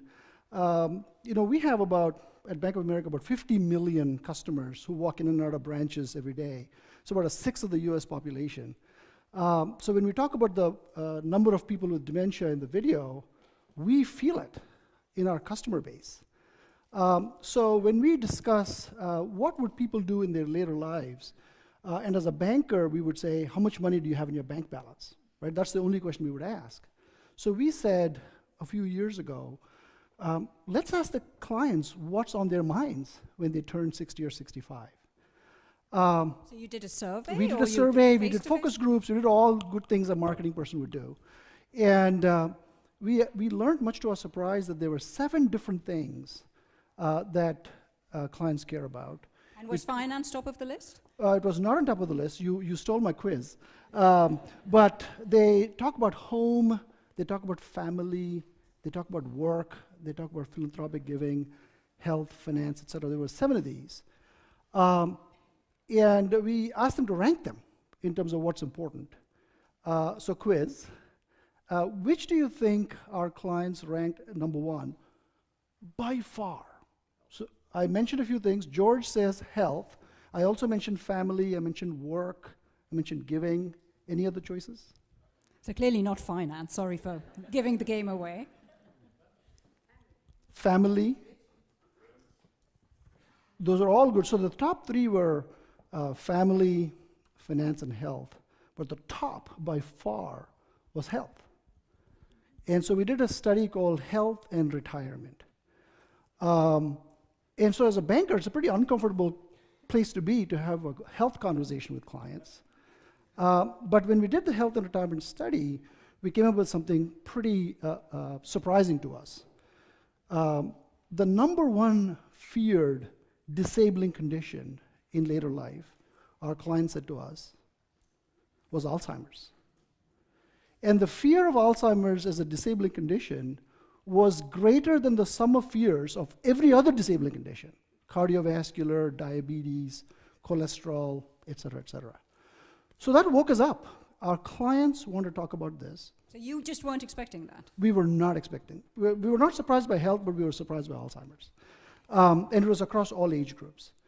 The second reason why we woke up, as a bank we would, because our regulators sent us a letter saying, hey, Mr. and Mrs. Bank, Mr. and Mrs. Broker-Dealer, what are you doing to protect your clients' assets in the face of senior investor financial fraud in the age of cognitive decline? So the FINRA Foundation estimates financial fraud to be $50 billion a year in the US alone, and we think it's understated. So we got clients interested in this topic, we got regulators interested in this topic, and we are 200,000 employees strong at Bank of America, and our associates are also interested in this topic. So the bank woke up. And what did you do? So the first thing we did was we have to train our advisors. So we partnered with the University of Southern California Leonard Davis School of Gerontology, which is probably the largest gerontology school in the US, and we created a certificate, a gerontology certificate for financial advisors. So think of a Merrill Lynch traditional Merrill Lynch financial advisor who's good at stocks and bonds and alternative investments. And we've created for them a gerontology certificate. So give me an example of the kind of thing that they would now know. They know about Alzheimer's. They know about longevity. They know about the need for elder care and long-term care and all the products and services that go underneath those. So we've rolled out a certificate program for advisors. We have about 15,000 advisors in the US, and 3,000 of them have obtained a gerontology certificate. What impact has it had? Are they? So typically, if you're a corporate person, you would know this. You do a training program and you don't measure it. But we measured this, and we said, okay, 3,000 advisors have gone through the certificate. So let's compare these 3,000 advisors with 3,000 advisors who look just like them, same age, same length of service, male, female, geography, And are they doing business differently? And we found that they're doing businesses differently in terms of long-term care, in terms of annuities, in terms of retirement assets, in terms of trusts and estates, et cetera, because So they're much more... They were selling different products? They were selling different products and doing more business in this area. They were doing more business? They were doing more business in this area. And Can the other you thing... tell us how much more? Is that a state secret? That is a competitive secret. But they're doing more business. And the other thing I also wanted to say was we are the only Wall Street firm to have a full-time gerontologist on staff. She's on my team. And as you can imagine, really a lot in demand. Advisors really want to talk to this gerontologist. So just to go back to the how much more, you can say that it's not this, you've done this not just because it's the right thing to do, because your customers want it, because the regulators clearly are putting pressure on you, but because it actually helps the bank. It's core to our business. I will say, if we did not have this conversation, if our advisors did not have this conversation with our clients on these topics, we will lose them, right? Because we will no longer be relevant to them if we just talk about stocks and bonds. And you're also providing other add-on services, aren't you? Not just That's right. stocks and bonds. So my question to Trevor about in-home services in nursing home, one of the services we have rolled out is the ability for a client to find for their parents a nursing home. And I mentioned that it's very confusing to clients. So we've identified a partner who, if, for example, there's a client and they want their dad or mom to find a nursing home, we will put them in touch with a service provider who can find a nursing facility for our clients as family members, and also an independent agent to rate the quality of the service. And we're also exploring, it's a little more complicated, in addition to nursing home facilities, in-home nursing care as well. The other thing I also wanted to say was around client engagement. So, and George Reidenberg, who's going to be up next, has helped us with this, but we've been in front of clients. So I remember an event in Indianapolis. One of our advisors had about 150 clients at a nice facility, multi-generation. And just before I walked in, and the topic was Alzheimer's, and just before I walked in, he said to me, don't mess this event up. All my clients are in this event, right? And I said, thank you for putting pressure on me, but it was a dark topic to bring to clients. And the Bank of America brand talking about Alzheimer's was a pretty strange happenstance, but it was very engaging. Clients couldn't stop asking questions. So why did you say it's a dark topic to bring to clients? It is, the main person of the client relationship might be in decline. It's a sensitive topic. The reason why clients, for example, said this is the number one disabling condition is one, fear of being a burden on their family, two, fear of loss of dignity, and three, fear of loss of freedom. You might take away my car keys. So these are like psychological topics. So an advisor bringing this topic up with a client has to be done very, very delicately. So that's why. So a big part of the training must be around the language you use and how you bring it up. In our industry, we call it behavioral finance. So how do you have a conversation on these topics with clients? Okay, so the regulators were breathing down your neck. Presumably that you're not the only bank. Correct. What about your rivals in the financial landscape in the US? Have they woken up to this? Are they doing a similar sort of thing? I would say we are ahead, just comparatively speaking. But most of the financial industry has woken up to the fact around financial fraud. In fact, I was at an event in Philadelphia recently where there were insurance companies and other organizations beginning to wake up to this being a major issue. But do you get the impression that it's a dark area point that you made, is something that the financial industry as a whole is grappling with? That this is something that we could in the room start beginning to help? Yeah, so I would say we should look at it, the other way to look at it is opportunity. So we phrase it as the silver economy, and we issued a report called the Silver Dollar, where the Merrill Lynch research analysts sized the global opportunity for participating in the longevity space at $7 trillion. All kinds of companies. And so this report has the kinds of companies doing business in this area. And so that is the positive side. of this issue. So, get your questions ready. How can we make sure that what Merrill Lynch has been pioneering is something that we can see around the world in banks? And then your clients are pretty wealthy, comfortably off clients. How do we make sure that all people with bank accounts and savings have access to this? So Nisha, the point I wanted to make was the 50 million number that I mentioned represents the full demographics. So it is, your average customer all the way through wealthy families. So it's the full range. Okay. Here, Corin wants to say something. I have a comment and a small question. My comment is that this is my dream come true.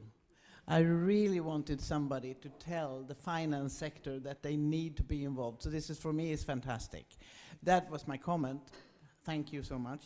My question is, would you be willing to share your experiences with us so we can start doing the same thing? Absolutely. So thank you. And this is all open architecture in the industry lingo. And we're very happy to share best practices. All the reports I mentioned, we're happy to share with you. Health and retirement, silver dollar, et cetera, et cetera. Thank you. Another question coming up for you. Klaus Dinkelspiel. Now I have the cap. I'm from the finance field. Great. We have a bank in Nordic countries. It would be extremely interesting to do a survey in each and every country in the Nordic region. Is it possible to have your questions and your survey? So if we can very easily reverse engineer the questions, because if I shared with you the health and retirement report, every graph has a question right on top, right? So it's very easy to see what questions were asked. So happy to share that with you. Thank you. Yeah. And by the way, each of the 7 life priorities I mentioned, including health, every one of them has a study, and I'm happy to share all 7 with you. Yeah, thank you very much for your example. My name is Falk Mikla. I came from Springer Nature. It's a publishing company. I came from Germany. I'm responsible for the care business. And I got a question, because we're talking a lot about information. We're talking about a lot of knowledge. And your example is very good, because you bring in the knowledge in the workflow of your bankers. And I think we have to think about how we can bring all the information about dementia in the workflow, for example, for the elderly care people, for the nurses, that they have the information in the situation, they need the information. That they have, for example, when I'm a relative, when my father is getting dementia, I need the information in this situation. I don't need it when I'm 20, because my father is 40. And we have to think about when we can bring all these informations directly in a situation when they need it, and for the care people, for example, in their workflow. And these are things we have to think about, and this is a good example from a different area of business. And very quickly, let me mention the example of the idea of a financial album. Just think about a regular family album, but it could be electronic or physical. I happen to like it physical. And it'll have tabs in it. And each of the tabs section could be a particular life area. It could be estate, it could be insurance, it could be elder care, it could be living will. When I tried to do it for my family and for my father, it took me a full year to assemble that album, and I'm in the business. So imagine I go to somebody who is not in the business, try to assemble this album. It's very challenging, but that's a way to kind of get control of all the priorities in your life. So it's a very cool idea, but not easy to implement. Here's Professor Winblad. In the clinic, we are often asked by lawyers if a person's testimony or will was written when that person or patient had an intact cognition. And I'm wondering, do you as a bank have that support and to help an elderly person to write their testimonies or wills, which they often wish, and in a way see how cognitively intact they are? If you have a gerontologist on the team, I think that would be a perfect. This is a huge point. I couldn't emphasize and underline the point that you're making. So I'll give you 2 aspects here. Remember, I began by saying this is a very uncomfortable place for us to be, talking about health. It's uncomfortable because this is not what we do. And 2, we have regulatory guardrails in terms of what a banker can do and can't do. Right? So for example, my company can't even provide tax advice. Right? I can provide investment advice, but not tax advice. So if there's a tax question, I go to the other side of the wall and refer them to a tax accountant. So one of the things we're doing right now is building a list of elder care attorneys, right? So that if there's an elder care question that's legal, I go to the other side of the line and give it to the elder care attorney and help them. But you need a support system, a network of people who can help the client do all that stuff. So that's one answer. The second answer is we have come up with, and the industry really likes this, our regulators like this, we have come up with something called the Client Contact Authorization Form. It's not a power of attorney, it's simply permission. So if the client says, hey, if I have cognitive decline and you don't have authorization to talk to anybody else in the family, here, I'm giving you permission now to talk to some trusted member. And clients, and we were not sure how clients would react, if they would be threatened, but clients love it. And advisors love it because it opens the door to a whole new conversation. So very important point. Surya, I'm going to pull in a couple of questions now and a final thought from you. Here's the first one. Yes, hello. I'm very happy to hear you. I'm Birgitta Mortensson. I'm on the board of ADI, Alzheimer's Disease International, but I used to be the CEO of the Swiss Alzheimer's Association for 15 years. Now, before I worked in business, and what I really understand is that when you know about dementia, you can keep your customers and make good business. And that goes for banks, and it goes for supermarkets, for any kind of business. You can keep customers if you know what their problems may be and how you can respond to their needs. And the things that people with dementia say, the most difficult that they have as experience in their daily life is to go to the supermarket. So it's not only banking, it's supermarket. Can't you get others into your movements? That would be great. It's a great It's suggestion. down to us also, Brigitte. Now there's someone over here. My name is Johan Falk. I'm the CEO of unmet. We can hear that dementia has the cost of a small country. We know that other areas of diseases have the same growth of costs. At the same time, we know all countries struggle with their healthcare budgets. Today, we can see that the hunting for cheaper healthcare or cheaper products is all over the place. At the same time, we see these fantastic concepts that are developed, programs like Finger and other things. How do you think the financial incentive can be put in place to increase the speed of implementation? Yeah, so I'll connect that point to a broader issue beyond dementia, which is we all know this, and the academics in this room know as well, we're all living longer, right? And so a retirement age of 55, 60, or 65 is anachronistic. And so we need incentives to have people engage in the broader economy in flexible ways in areas that they're interested in. To me, that is the primary incentive. In fact, there's a study in Germany that said if you had elder-friendly labor policies, you can drive up GDP. I think that goodness will drive everything else. That's a fantastic note on which to end. Surya, thank you so very much Thank you, Nisha. for telling us the good work you're doing. And let me give you a small token of our appreciation.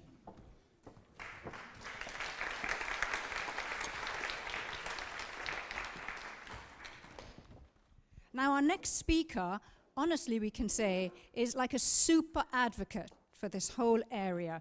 He and his wife set up an extraordinary organization, which I wrongly thought was called US Against Alzheimer's, and I discovered today it's Us Against Alzheimer's. What a great name is that. Welcome, George. Thank you. Oh, his name, though he needs no introduction, is George Vredenberg. So, are we doing enough to wake up to this? Is there sufficient urgency? Do you think, is there sufficient seriousness in the way in which the world is tackling these issues? My wife and I formed Us Against Alzheimer's on the theory that it's all of us against Alzheimer's. It's not one of us, it's not one sector, it's not one person, it's all of us. So it's us against Alzheimer's. So it's very much a patient-led foundation, both for advocacy in the United States and now around the world, but we formed a patient-led industry coalition called the Global CEO Initiative on Alzheimer's, because we did not think that governments alone could solve this, that they weren't going to produce a medicine. So in fact, we got industry involved, and we're proud to say that Surya Kalari is a member of the Global CEOI, as is Home Instead. So we are finance and care, as well as pharmaceutical companies, and we're now recruiting technology companies to join this effort. And we have formed now a patient-led effort to accelerate Alzheimer's clinical trials by 2 years, transforming it in the United States and working with EPAD, which is a program here in Europe, to make sure that this is not only US or North America based, but it's also global based. So, because this problem is global. We've heard the statistics, we don't need to repeat them, but just think of the urgency that if in fact we found an infectious disease that had 47 million people with it. So, ladies and gentlemen, let me just, oh, here's my mic. Let me just tell you, in case you're not aware, that Us Against Alzheimer's has a very ambitious goal, blazoned across the front of its website, which is to stop Alzheimer's by 2020. That is an extremely ambitious goal. So let's ask George now about whether that's realistic and how do we go about it? George. Well, I am terribly disappointed that Eli Lilly's drug did not succeed, a negative result, but there are other drugs in the pipeline which will, in fact, report out by 2020. We tried to persuade... So we shouldn't be too pessimistic on the drugs front, is that what you're saying? Because I've been reading all the stuff around it and just feeling extremely pessimistic, thinking, well, that's a waste of time. There's a pretty broad, robust pipeline of drugs coming through the system. They are either treatment drugs to control the symptoms of the disease, or they're disease-modifying drugs, which may slow down the course of the disease if administered early enough in the state of the disease. But let me say that 2020 is ambitious. But when the United States government was not persuaded by me to do 2020 as its goal, it said 2025, and I considered changing my goal to the US government's goal. All of the individuals in our system that had dementia said, don't give up on us. 2020 is an expression of urgency. It's an expression of impatience at the pace with respect to how developments are occurring in the space, impatience with the way companies are investing, impatience with the government not making it a priority, impatience with researchers who are focused on basic science which won't see us for 20 years. So we need somebody out there that will say, with some urgency and with some passion, this matters to us now. Estimates are that 7 million people will die this year of Alzheimer's, causes related to Alzheimer's. What's TB? What's tuberculosis? 1 million, maybe? What is malaria? Maybe 1 million? I mean, the numbers of people affected by this disease is, by any stretch of the imagination, no matter what your definition, a pandemic of almost historic quality. And yet we somehow seem to be sleepwalking into the future. We just don't seem to take it seriously. And that's why we need bizarre. leadership. And so I'm going to start with thanking Her Majesty for doing this, because it is leadership that makes a difference. Leadership that will convene people across the globe to express that sense of urgency and how to accelerate some means, whether it's a risk reduction or whether it's a pharmacological approach, but to do it with a sense of pace and speed that has the equivalence of the enormous challenge we're confronting. The notion that in 35 years, that 150 million people will have this disease, and the carers, perhaps 2 to 3 carers per person. We're talking about 500 million people whose lives are going to be completely altered and families completely torn apart by this disease. So Her Majesty took ownership of this issue and provided huge leadership quite a long time ago, and no doubt that's one of the reasons why Sweden is so far ahead on many factors, research and care, etc.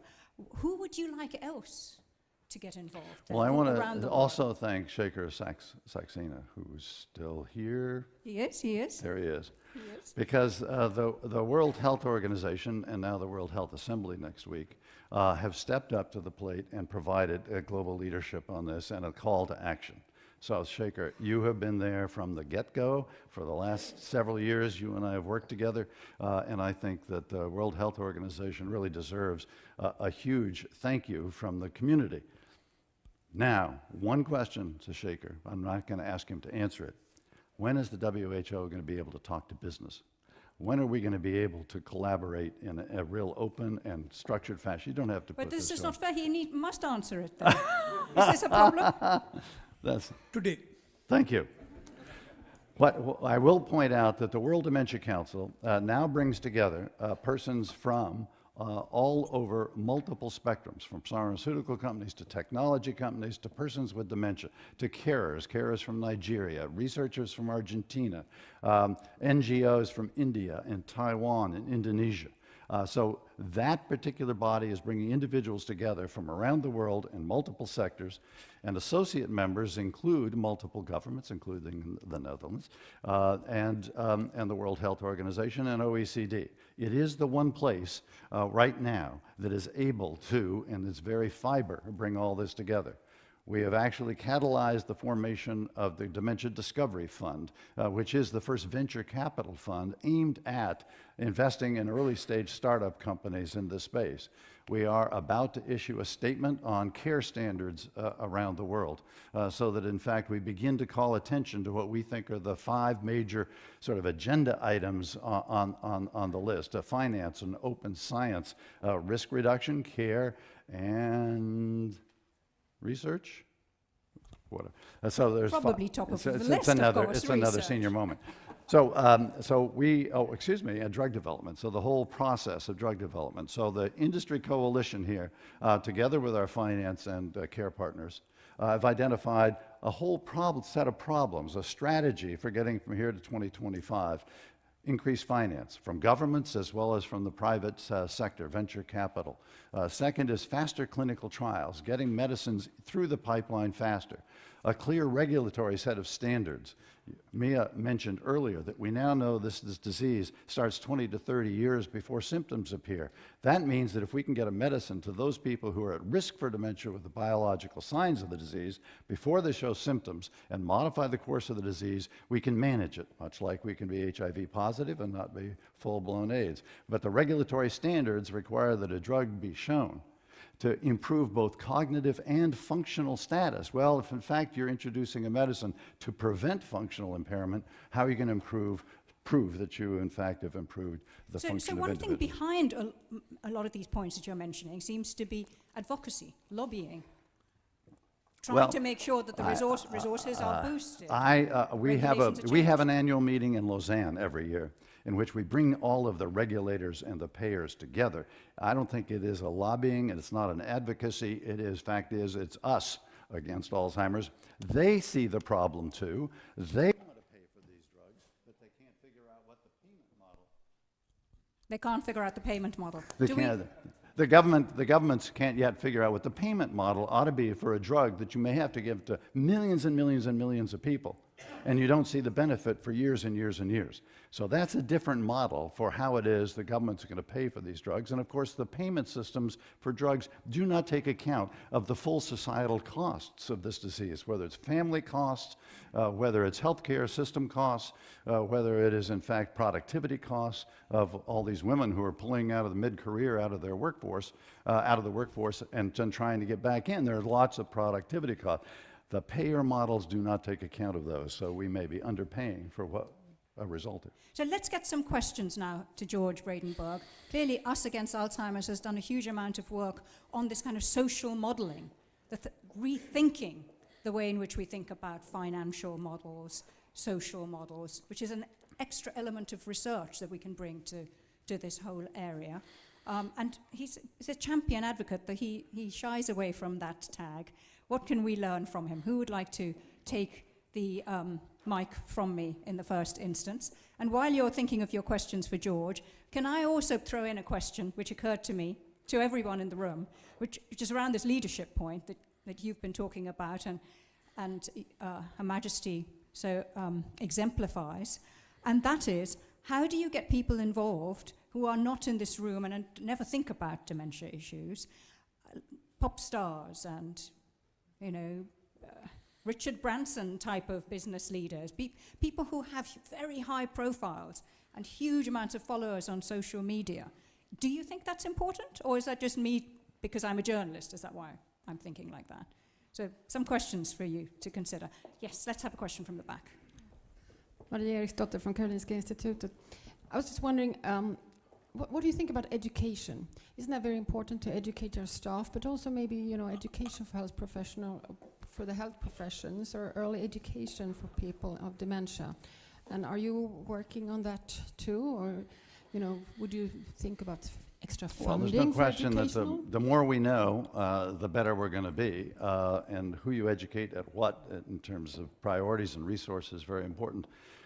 Most families in the United States, if you survey people, have you been touched by dementia because you have it in your family, or you have a friend who's had it in their family, it's usually 1 out of 3 or 1 out of 2 that have been affected. They know about dementia. They know what it is. It's reflected in serious surveys who say that, in fact, it is the most feared disease because they've seen it. It takes your mind away. It loses. It's a slow, corrosive on the family and on the individual. So people know what it is. In a sense, they don't know what to do about it. And Mia's work is going to be helpful if we can find the ways to implement public messages to say to not only individuals, but to doctors, there is something you can say to a person where you've just diagnosed them. There are things you can do today. Doctors won't diagnose it. So the education that I would like to focus on is professional education of physicians. But that's what I mean. Oh, okay. Well, I'm sorry. Then that is what you mean. Then yes, I totally agree with you. And here's a question from Professor Wiemer. I'm going to ask you one other thing. The other thing you can give doctors is a low-cost, non-invasive way to detect cognitive impairment. If in fact we need a $3,000 PET scan to diagnose the disease, we're not going to do it. So we need a brain thermometer. We need to get people to get a checkup from the neck up like they get a checkup from the neck down. And the way we tell that there's some problem in our body is we take body temperature. We don't have a brain thermometer. So I need the innovators in the room to find that low-cost, non-invasive brain thermometer that will enable doctors to basically give it to you and in 30 seconds determine, I've got a cognitive impairment here, maybe, so let's go on through a further diagnostic checkup. That's a brilliant idea. Then next question. It's Anders Wiemer from Karolinska Institute. You discussed the issue about payment system that doesn't work, for instance, for new treatment. It may be drugs or perhaps non-pharmacological intervention as well. But I think it's even worse than that because, you know, first we have this timing aspect because if we focus on early diagnosis and early treatment, the benefits in terms of cost will occur much, much later in the course of the disease. It might be 15 years later that you may catch the benefits in terms of less resource use and cost. The other problem is, of course, that most of these costs, they may occur in the health sector, particularly for new drugs. But the benefits that may occur much later, they will be not in the medical sector. It will occur in the social care sector, perhaps also in terms of reduced informal care. Do you have an idea how to handle this? Because, of course, it's related to how new treatments are financed in different countries. But I think this is an enormous challenge to handle this timing aspect and also this figure about imperfect or perfect payment systems that occur in many countries. Well, Anders, you are so right on so many different levels, as you usually are. But in fact, what we have been trying to focus on with finance ministries to get them involved in this is that this is a long-term problem, fiscal problem for the government. If you look at the United States now, it's $1 out of every 5 for our Medicare and Medicaid system. If you look at the rise in the percentage rise annually in the cost of caring for dementia victims, it's 7 to 8%, compared to our GDP growth, at least in the United States, of perhaps 2%. That is not sustainable. That means, in fact, we're going to have to cut back on existing benefit levels in the future for dementia patients. That's not tolerable. That's not as a societal issue. So you need to get the finance ministers involved, as Drew Holzhaffel's questions earlier suggested, because we need the governments to prioritize a long-term strategy and be patient with it. We can't rely on the traditional Medicare systems or the drug payment authorities in these countries, because the drug payment is not going to take account of all the costs that you've described and the timing errors and the fact that, in fact, the cost that you will save or the lives that you will extend are going to occur so much later than the initial drug intervention. So you're absolutely right. It's an enormous challenge. hence us against Alzheimer's. We have got to regard the finance officials as part of us. You know, we're not lobbying them, we're basically describing a problem that we have to share, and we have to find some shared solutions. And our next question. My name is Mikael Berglund. I wonder about one thing. A very important thing is that the general public, the Mr. Everyman, should know much more about dementia, because what I think is a risk, people don't know, so patients get isolated, and they need not isolations. And their relatives needs understanding for their rather special situation. What are your ideas or suggestions how we could broaden the knowledge about this so common knowledge out of the close family and friends? I think that's so important. Well, it is, and it emphasizes the importance of Mia's work, because if we can take it apart to find out what are the elements that are most important, or all of them together, and then communicate to people. You know, this is what you will do at your ages in your 40s. You exercise. 50, take hypertension drugs. Make sure that your blood pressure is low. Earlier than that, you should have gotten a good education, then social things. And so there's a life course effort here that we must focus on and understand which of Mia's interventions ought to be considered at what stage of life, so that we build this whole effort into everything from K to 12 education in a sense, but family education, then professional education, and then physician education as we go forward. But this is a life course disease. The technology that we have today can image this disease in your brains 20 to 30 years before symptoms. But our guess is that with advanced technology and understanding of genetics, we're going to be able to detect this risk at birth. And as a consequence, this is a life course problem. Probably the same with cancer, probably the same with some other diseases, but that means that we have to be starting to think about health at the very earliest stages of life, and families have to think about it and building up their own life expectations with their kids. So, may I interrupt for a second, You if may. you wouldn't mind, George? I'm going to invite up onto the stage Professor Andrea Pfeiffer, because this question from Dr. Berglund and what you were saying really speaks to a project that she's been working on, which is rather fabulous. Come on up, Andrea, and tell us. She's written a children's book with a central character who has dementia. So come on up and tell us about it. Andrea Pfeiffer is the founder of a company in Switzerland called AC Immune, a highly innovative company that has multiple drugs now in the pipeline that are quite promising. But AC stood for Alzheimer's and cancer, and in fact, she's committed her life to solving Alzheimer's like I have. So she has been very much a partner, a sole partner in this effort for years. Your Majesty, when I came here to and thought about how I can thank you for your engagement, for your support to this very important subject we are discussing today, I have to admit I first thought about chocolate from Switzerland. But then I said, no, this is not appropriate. So I decided to bring you some copies for your grandchildren, 5, of a book which I wrote on Alzheimer's, how to explain Alzheimer's to your children. And it's about a small girl, Lola, blonde hair, who in fact has a grandfather with Alzheimer, and she goes through the different stages. And of course, at the end of a day, she finds a treatment, a vaccination, and she gets a Nobel Prize. So I thought it was very appropriate. Thank you.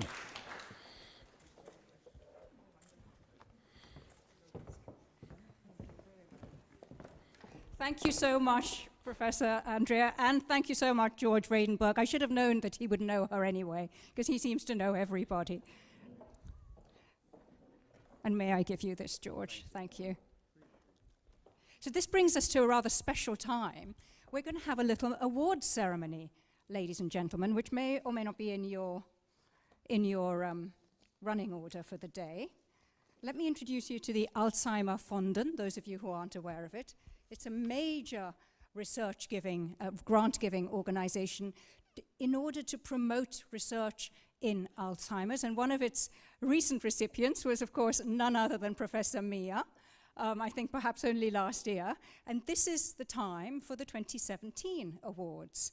And there's an award for Her Majesty Queen Sylvia's Young Alzheimer's Research Award, and that's for Swedish krona 125,000, which is 14,000 US dollars, or about 12,800 euros, so very nice award for a young researcher. And then there is a large research grant, which is the second one we're going to be giving, and that is the one that I think possibly Professor Mia won last year, which is for 2.5 million Swedish krona, which is a large number, which is 290,000 US dollars, or about 260,000 euros. So a very nice grant for a research project. So at this point, I would like to invite up to the stage to award these wonderful prizes Her Majesty Queen Sylvia and the Secretary General of the Alzheimer Fonden, Liselotte Jansson.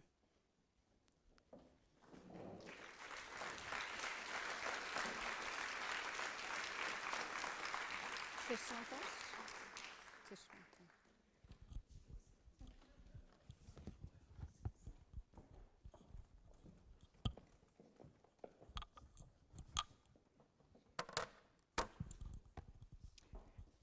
And the first award for Her Majesty Queen Sylvia's Young Alzheimer's Researcher Award is this year given to Stina Sivennen, one of the pioneers in the field of novel imaging techniques to detect and monitor Alzheimer's pathology in the brains of living animals and humans.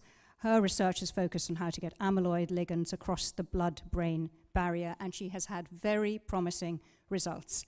Stina, please do come on up.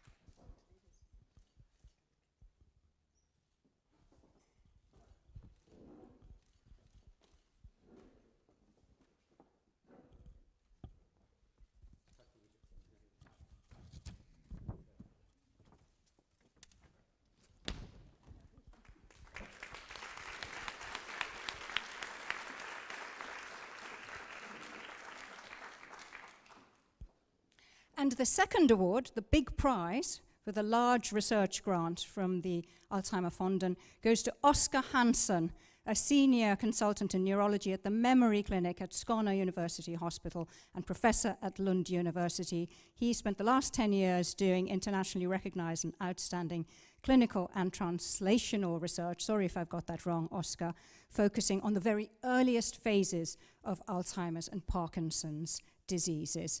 Oskar Hansen.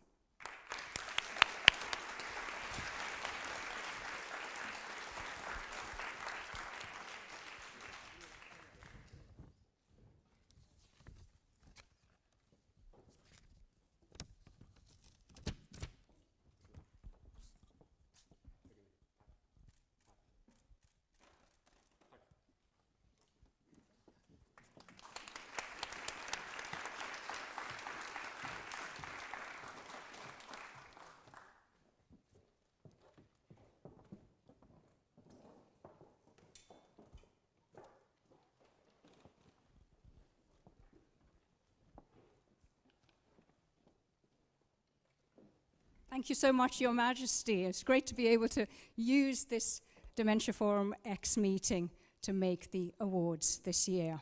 So, as we heard earlier from Karin, we have a very exciting afternoon for you with some interactive experiences. There's so many of us that we can't do it all at the same time. So if you take a look at your name badge, you'll see that there's a color on it. We've been divided up into 4 groups, the reds, the yellows, the blues, and the greens.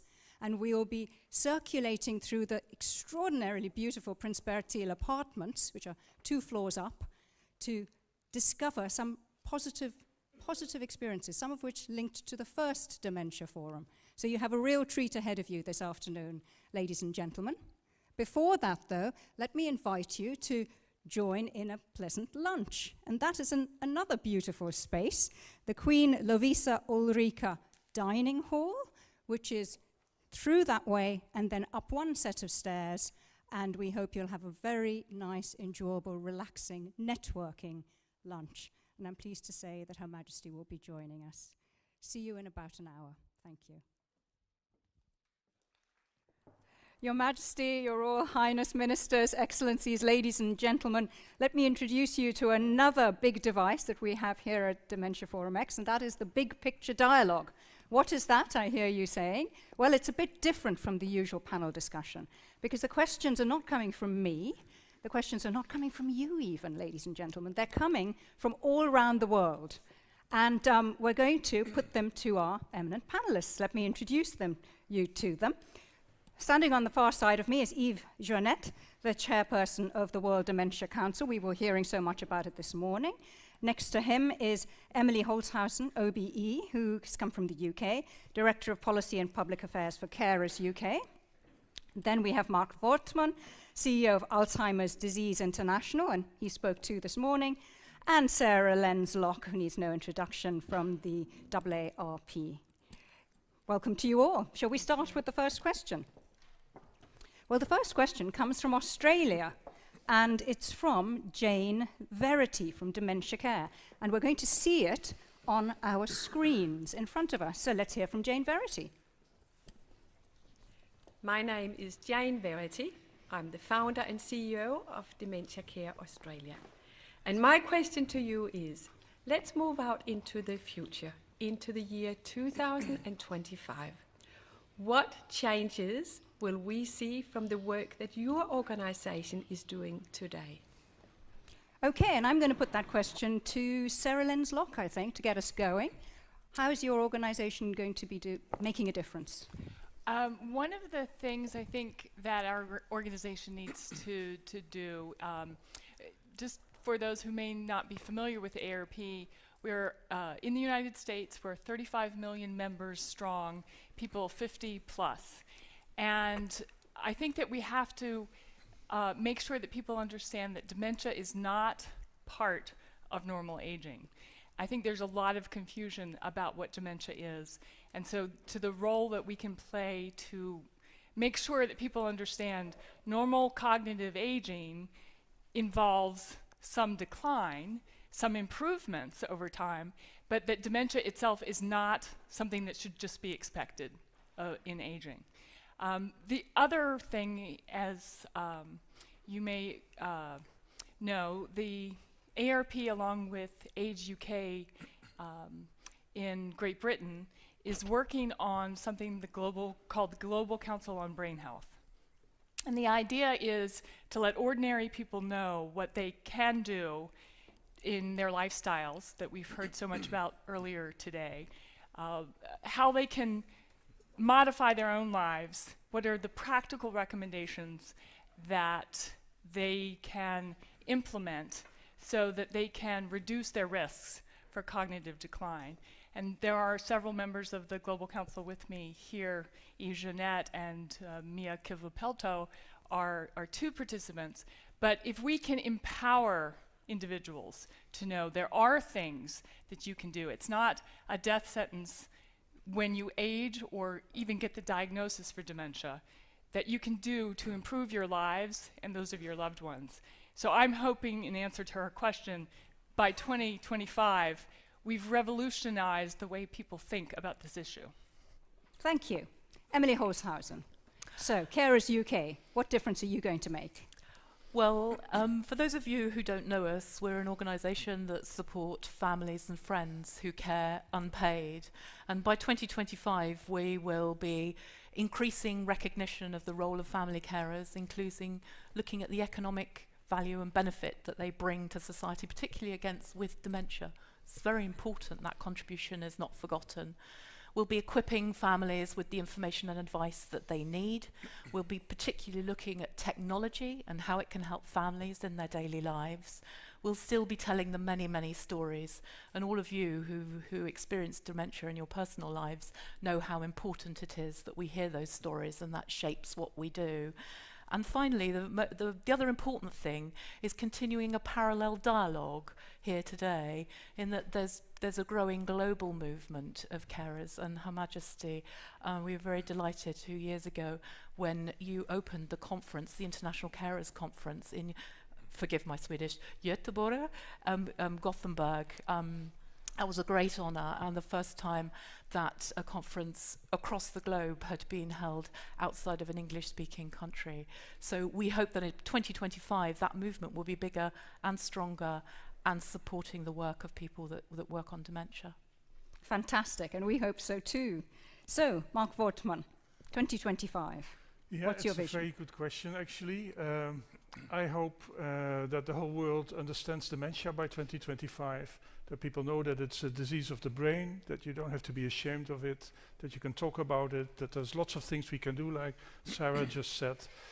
To make that happen, I think we need more Alzheimer associations. We just grew from 85 to 90 countries with an association. I hope it will be at least 120 by 2025. That 150 countries actually have a dementia strategy, as is targeted in the WHO report, and we can help with that, but I think we all need to put our efforts together to make that happen. I would hope that we can roll out our Train the Trainer program all over the world. It started in Asia recently, and it's training master trainers who can train others, who can train the families, who can train the primary healthcare workers. It's a very simple solution, very effective. And then finally, I hope that we are at a level of funding for research which is the same as for cancer, because that's, for me, the only way that we can find a cure. And we're not yet there at all. So that's probably the most difficult one. No, we're certainly not. So we heard this morning from George Vredenberg about what a pivotal role he hopes the World Dementia Council will take going ahead. So that's why I left this question to the last for you, Yves Joannette. 2025, what difference do you think the World Dementia Council will make? Thank you. And the World Dementia Council was initiated by the United Kingdom and particularly the Prime Minister Cameron using a G7 summit. And where we want to be and where we will be in 2025 with the help of all of you is in a world where we will have a much definite hope regarding the cure of Alzheimer's disease and other diseases causing dementia. So maybe not the cure, but at least a very strong progression. We'll be in a world where finance stakeholders of all countries, may they be political countries, but also funding agencies, will work together in a responsible way vis-à-vis dementia, because we know that there's only a small proportion of investment in dementia with regard to vascular disease or cancer, whereas there's more people living with dementia today than vascular disease and cancer taken together. We'll be in a world where researchers from all over the world will be working together, not against each other or in competition. And we're using the joint programming of neurodegenerative disease of Europe to be the hub and the global hub in this area. We'll be in the world where we'll have a clear understanding of what's the goal in terms of care. And as George Vredenberg said this morning, we'll have a global statement care issued, in fact, next week. And we'll be in the world where we will have a global connection in terms of risk reduction, like the work done by the Global Council on Brain Health. Essentially, the World Dementia Council will not do all this. It will connect, because we're the big connector between what already exists but is not synergized at this point, and will be extended globally with WHO and OECD. Thank you. So we've had a number of answers which really focus on purpose and determination in getting to 2025 with some real goals in response to Jane Verity's question. Let's move on now. We've got a question now from Rio de Janeiro, from Alexandra Kalashi. Hi, I'm Alex Kalashi. I'm the president of the International Longevity Center, Rio de Janeiro, which is from where I'm speaking, and also president of the International Longevity Center Global Alliance. My concern, my question, is not related to research and cure of Alzheimer's, because there is a great deal of interest and research being done in relation to Alzheimer's and other dementias. My concern is what can we do related to a problem that is affecting my mother. She lives a block away and she's often agitated, which is tremendously stressful for her and for the carers, for me as her son. And I would like to know what is the priority that is being given to deal with agitation, this syndrome that leads to so much suffering. And I believe that more should be done, not only in terms of the research for management, but also to raise awareness of this aspect of dementia care. Okay, so Thank really you. important question there from Rio, which is saying, in the meantime, what do we do about people who have issues? For instance, agitation, really something that we're all too well aware of. And I'm going to put this rather tricky question to Mark Fortman. Yes, it's a good question. I would say the second best option is that some researchers are now looking for a cure, for a treatment for agitation. But I think ideally we should not need that, and we should care in a way for people with dementia that they don't get agitated. And actually last week I was at a care farm in the Netherlands where there was a person living in the facility who wanted to go outside and was not allowed. And I saw the staff person doing this very well, leading her back to her living room without her getting angry or agitated. So, And so what did she do? What was the what she did is she should just move to a different topic. She said, shall we have a coffee and secretly a cigarette? And we go over there so that people don't see us smoking. And that appealed to the lady, and she said, and then I'll call you a taxi to go out to the city. Of course, knowing that most people with dementia forget this if they feel comfortable. So this was a well-trained staff person. Of course, not always that's the case. Not all the family of people with dementia are well-trained, but I think that is very important to do. If you have an understanding of this disease, what it does with people, then you can avoid a lot of these kind of issues. Yeah, that's a great example. The cigarette might be a bit un-PC, but hey, Yeah. you know, it achieved a bigger goal, didn't it?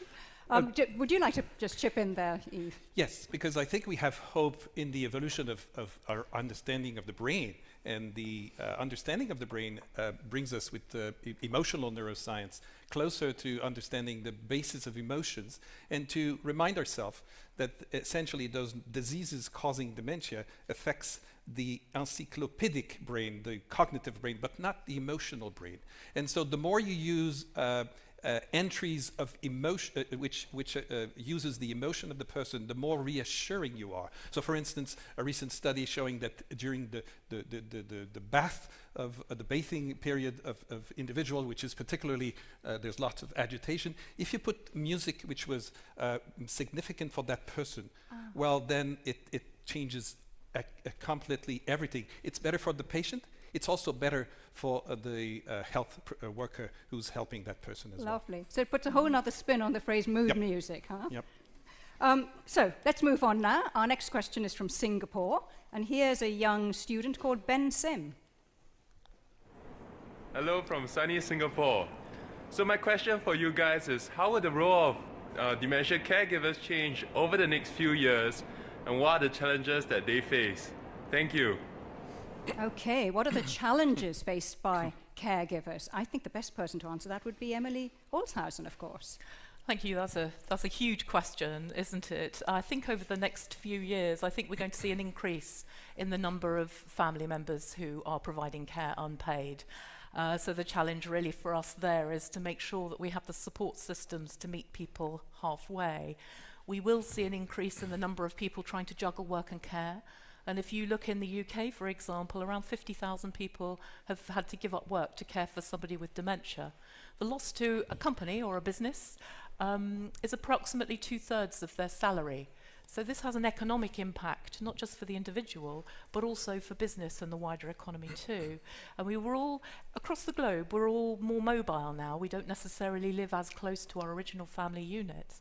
So we have to rely on other people and other systems to care, even though we're still involved. So technology also has a large part to play in the future and supporting people. I think some of the challenges for families, if any of us go through this path, along this journey, it can feel very lonely actually. You don't feel that you often have a choice and you want the best thing for people. So for conversations, I think, will get bigger, they'll get better, they'll get bolder within the family because it's quite often a gendered outcome. Many women end up taking on the role, and which has very negative consequences for their health and well-being at times, even though there are very many positive things in caring for our relatives at times. So I think we have a challenge to work with employment with our employers, which we're doing currently, and there's a strong cost-benefit analysis that we have for that. The cost of all carers giving up work in our economy across all disabilities and illnesses is approximately 5.3 billion in the UK. So there's something for us to think about. Yeah, that was a really comprehensive answer. Thank you very much. Looking at it from a financial cost benefit and also just the emotional challenges that caregivers face. Okay, so I'm going to move on now. Our next question is from Lithuania, from the Vice Minister for Social Affairs, Eitvydas Bingelis. Hello, my name is Eitvydas Bingelis, and I'm Vice Minister at Lithuanian Social Affairs and Labor Ministry. My question is, how do we ensure that politicians and the key stakeholders understand the challenges that dementia pose to the global society, and that they use their respective platforms in an efficient way to make conditions for those who are affected more manageable, and they also promote development and investment in dementia research, disease management, and building infrastructure for caregiving? Thank you for your answer. Have a nice conference, and best greetings from Vilnius. It looks beautiful in Vilnius, doesn't it? So, big question. How do we make sure that politicians, the outside world, the key stakeholders really understand what's at stake over here? Yves Joannette. Thanks, and thanks to Eitvydas for this question, because it's crucial. We need the goodwill of everyone. We need the hands and the muscle and the sweat of everyone, but we need leadership, like Majesty Queen you showed with organizing this Dementia Forum. And so we need to convince our politicians, our countries, that this is very important. And that's why there is a need, of course, for the role of WHO, which has a direct relationship with member states. But we have to bring all actors and all stakeholders in this pressure, in this discussion, dialogue with the member states, including industry, and not only drug industry. It's about IT industry, it's about care industry, so to say.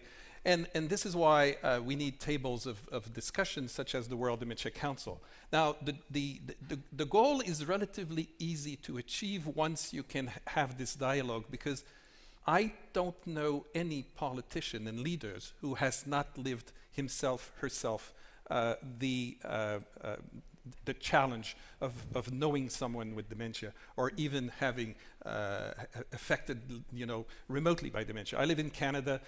Justin Trudeau is our current Prime Minister.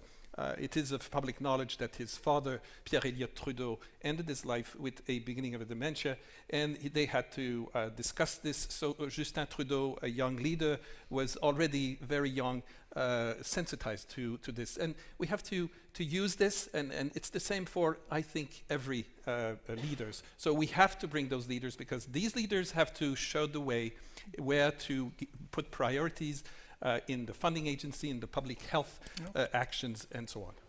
Oh, you say Justin, I say Justin. I'm sorry about that. But, we were talking earlier about getting rock stars and people involved. Now, he is a rock star politician, isn't he?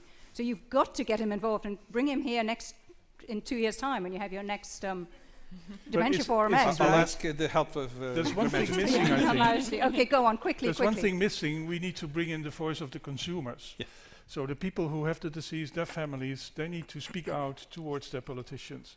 I think that's the most effective way to let them know this is all over our societies. It affects people in your hometown and everywhere. Yes, so we have to fill their mailbags with and we train advocates to do that. Fantastic, thank you. And we're going to have a question from the floor after all. So being very, very generous. And I'm going to hand over my mic to Lars Gartenberg. Thank you. I'm sorry that I'm not on the screen up there, but I feel almost like an avatar or something like that. I have a question for Sarah, and that's taking perhaps a bit different perspective. I mean, usually in other therapeutic areas, you talk more about, new pharmaceuticals, drugs. Here we are, we're talking about the disease, dementia, with, 15 million people suffering, enormous constraints on society, almost $1,000 billion in cost. Let's say that Professor Winblad and other scientists are successful. Well, they promised me in 5 to 10 years we're going to have a disease-modifying agent. Mm-hmm. Let's say that we then have 100 million people that actually demand a new drug, new treatment regimens. Are we prepared for that? Do we have, let's say, the systems to handle and cope with such a situation, and also the financially, I mean, the perspectives of that? Just look at, we touched upon the hepatitis C market in US, for instance. That's right. So Lars, thank you for that question. I think it's a great question. We all are desperate for a cure. It would be fantastic to have a breakthrough drug, pharmaceutical, that could either delay or cure Alzheimer's disease. But it's a huge practical question of affordability. In the United States alone, there are 10 drugs recently that will cost taxpayers $50 billion over 10 years. And you mentioned the hepatitis drug.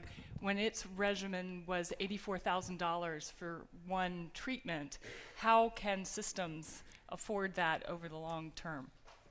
So we have to use all the minds in this room collectively to address that. And every country is going to be very different because, you know, obviously there are countries that use formularies and other ways to bring down costs. The United States doesn't yet really adopt those kinds of policies. But thinking about how we can create sustainable drug pricing so that there's enough money for research and support of such a medication, but that the people who need these medications can actually take it. So sustainability of drug costs, we have to put our minds to it and figure that out. I think part of the solution has to do with transparency, and part of it has to do with competition, but it's also thinking about the non-pharmaceutical interventions that are available now and thinking about how we value them. Because when you are talking about value, I was actually thinking about this as we were talking this morning, and the World Economic Forum is beginning to look at what is the value to society when a person is more productive. If there's a medication or an intervention that comes along, it's fine to talk about that cost, but if you actually are allowing people to stay productive, to stay as taxpayers, to contribute to their communities and society, that's a value that we should put into the equation of costs and savings in order to really cost out what is affordable and where we should put our resources. So, Sarah, Eve, Mark, and Emily, could I ask you a final question, which is a bit journalistic? And that is, look, I've discovered today it's such a multifactorial issue. There are so many different strategies. When you were talking about the 2025 vision, you came up with many different answers. So I'm going to ask you to just jump on one thing. If I give you one lucky wish, a boon, as we say in India, where would it go? What would be your key priority? Emily Holzhausen. I think to see family and friends role being recognised, valued and supported, to have the sort of financial support and particularly the social systems to support them to be able to care, in a nutshell. That was quite a nutshell. Thank you. Mark Wortmann. I would say a very inclusive society for people with dementia, where the disease is well understood, where the society is friendly. We've seen in our parallel sessions some examples here. I think that would lay the foundation for all the other wishes that I have, including finding a cure. Thank you. So two really quite holistic answers we've had, haven't we, from Emily and Mark. Yves Jeanette. Well, I will not, because you forced me to choose one, so I will not refer to the 5 priorities of the World Dementia Council, but these 5 priorities have something in common. And this is that we have to realize that this challenge is so huge, so great, so important, that no sector alone, whether it's academia, industry, no country alone, will crack the code and bring either cure, care, or risk prevention, which would be optimal, ideally, all this adding up. So I think my vision is really a collaborative, a truly global collaborative approach, and that's what we're trying to do. Okay, so it's the process you're talking about then. Okay, Sarah, you get the final word. So I'd say 2, behavior change. No. Creating She's a world. stolen 2. Okay, go on. that people are actually taking actions to reduce their risk. And it turns out that the same things that are good for you to reduce your risk for dementia are the same things that are good for the people who have dementia to live better lives. So making behavior change happen. And that requires a huge investment, change in attitudes, and pretty well what everybody else has been saying. So they're all linked, aren't they? Absolutely. Okay, so perhaps what Eve was saying about it's the process is the key takeaway. Thank you so very much to all of you. Sarah Lenslock, Mark Wortmann, Emily Holzhausen, and Eve Chouinette. Thank you. Thank you. You're welcome. We need to get them there.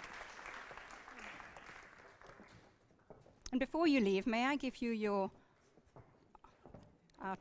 our representations of what you mean to us, which is the contribution to the Ghana. Here, Eve. Thank you so much.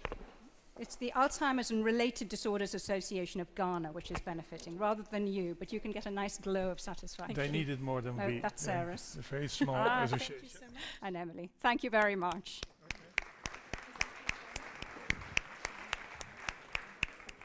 My phone. Yes. Thank you. Now, Sarah almost walked off with my phone. Thank you, Sarah. So, ladies and gentlemen, this is a very unusual meeting. So, in many ways, it's an unusual meeting, isn't it? It's unusual in this way, too, in that I'm going to invite you to take out your phones. Like, this doesn't happen often, does it? Where we invite you to take it out rather than to hide it away. And by the way, you might have figured that you might have noticed that the sound quality has been much better, hasn't it? And that's because we reckon we've cracked the problem, fingers crossed, that we think it's because everyone was using the Wi-Fi and the mics were using the Wi-Fi as well. And so we had Wi-Fi overload. So we've now gone back in technology, and this is an analog system, as with the hand mics. So this is using different sometimes old is best, isn't it? So the reason I'm asking you to take out your phone is, after the break, which we're about to have, we're going to have a truly interactive dialogue. No one up here. It's all about the thoughts in the room. And we're going to use a little device called Mentimeter. And I'd like to introduce you to it. Please do go using your browsers to www.menti.com. I'm going to do the same. And enter this code. I hope you have no problems with it. People who have access to 4G might prefer to use that rather than the Wi-Fi. So we're just going to wait until everybody has joined us. And then, just to get into the swing of things and the mood of things, we're going to try a couple of test questions, which have got nothing to do with dementia.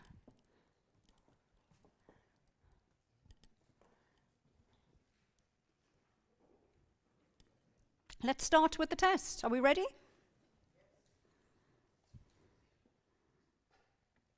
So have we got the first question? Okay. How observant are you? How many windows does the Royal Palace have? And Your Majesty has...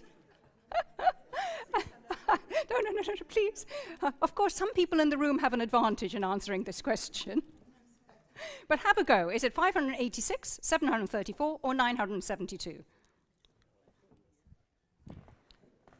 Have a go, and we shall soon see what we all think. And press submit.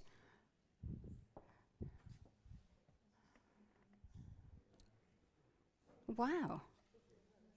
Well, you know something?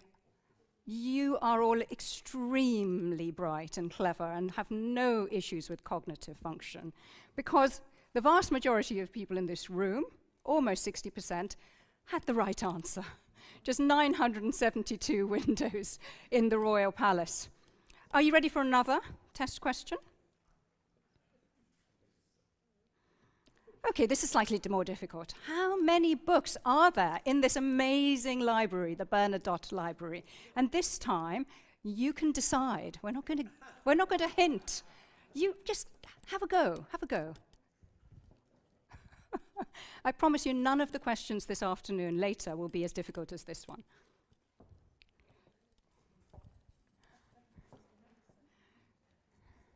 Put in a number.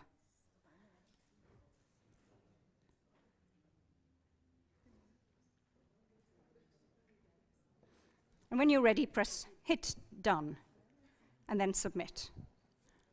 What have we got? What have we got here?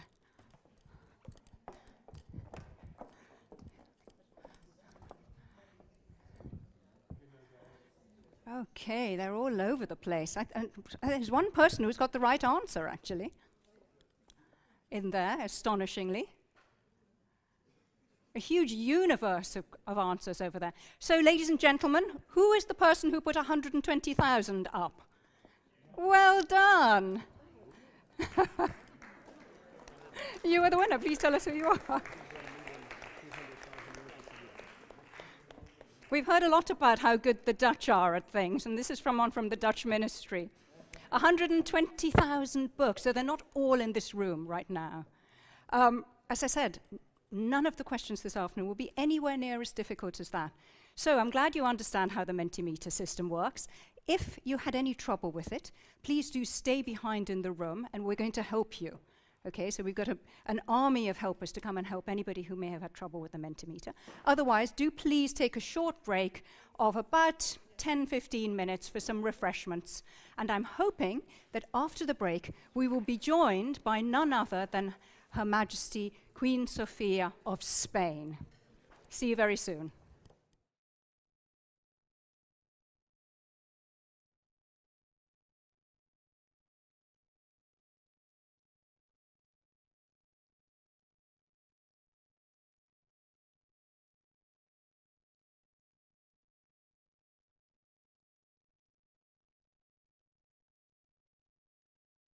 Sophia.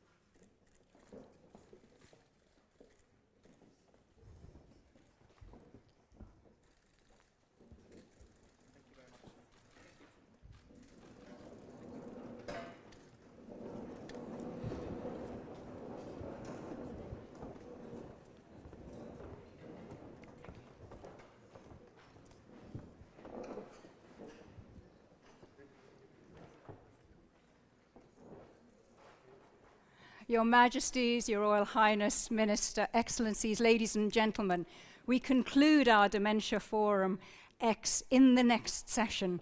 We're going to have a big interactive dialogue using our little tech tool on our phones, and I shall introduce you to them again in a minute.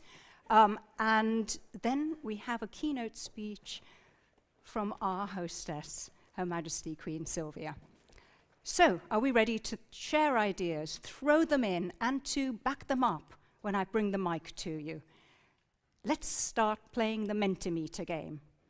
If you remember, we went into www.menti.com before the break, and we punched in that code, which will be at the top of the screen the whole time. So if for some reason you fall out of Mentimeter, you can always go back on through your browser. So hopefully we're all on there, and we're about to start. The first question. You've been thinking about this all afternoon. Which area in dementia care most needs tech innovation? Will you choose disease management? Will you choose early detection, prevention, or daily care? You have one choice only in this section. What am I going to go for now? Okay. Once you've made your choice, please submit, and we shall see what the room as a whole feels in a very short while. Aha! So we have a huge amount of support for daily care, but also for early detection. Early detection is winning the race. This is almost like a horse race. Who's going to... Yes, I think it's the winner but just by a head is early detection. Now, someone in the room who voted for early detection, tell us why you voted for it. It was something that we've heard a number of people, starting from Trevor this morning, talking about the importance of. Who is going to take this mic from me and tell us why did they vote for early detection? Thank you, Ian. Why is it so important? I think it unlocks the door to everything else, to clinical trial participation, to early self-advocacy and decision-making about care preferences, about quality of life, and about destigmatization. When people can speak in their own voice to their lived experience and have others listen, care, and act on that, that depends on knowing what you're facing. So if it's so obvious, why is it that you still have a mountain to climb in persuading the medical community to actually do something about this?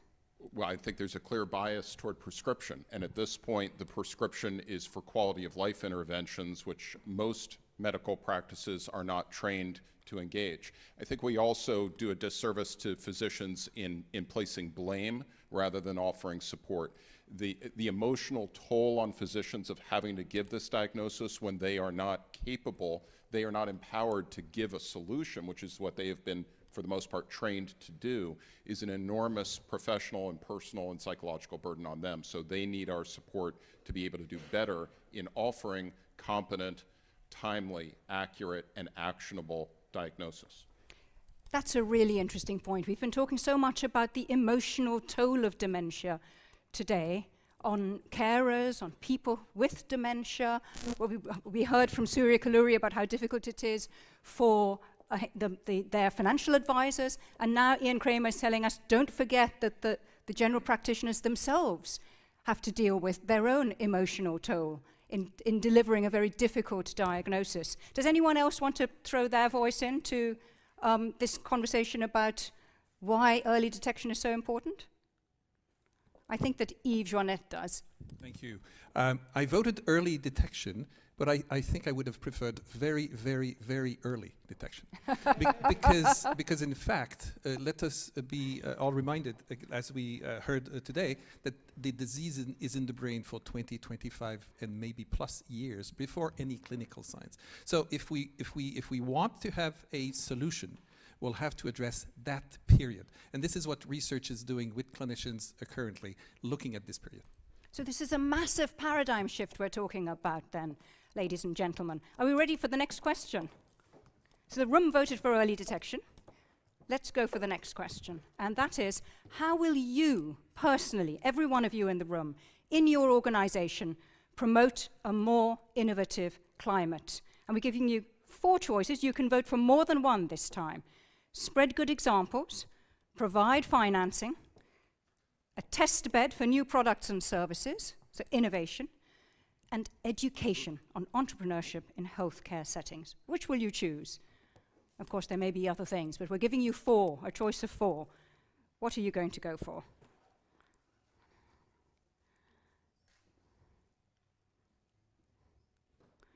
And press submit when you're through. Let's see what we've got in the room.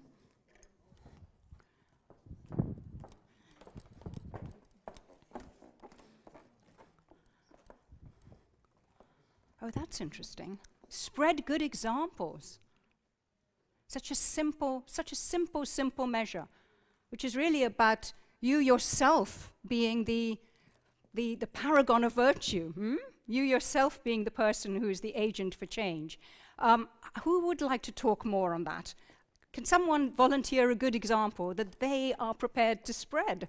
What do we mean by spread a good example? Can some brave person be prepared to be a paragon of virtue? And we can't let the burden fall on Yves Joannette every time. So come on, ladies and gentlemen. You voted for it. Okay. Karin is going to be the brave person. Okay, I can be the brave person this time.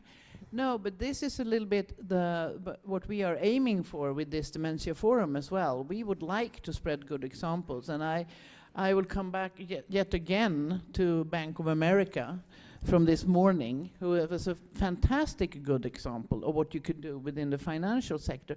And I think we all need to hear more about what other people do and start thinking about whether you can implement that in your own organization or your own businesses or your own care setting or whatever, because you can't invent everything yourself. So we have to be much better at benchmarking with each other. So someone said to me just as the break was coming to a close that apparently Richard Branson, who I mentioned this morning, tweeted something this morning about the importance of dementia. Who was that? Ah, here you go. Phyllis, tell us what you read. Well, actually, I put it on, it's on your Dementia Forum X hashtag now. He has done a blog on United We Stand for Dementia, so I thought maybe you knew it was coming. It was very timely. Okay, so spread good examples is something that we can all do at every level. Somebody else, tell us why you voted for it.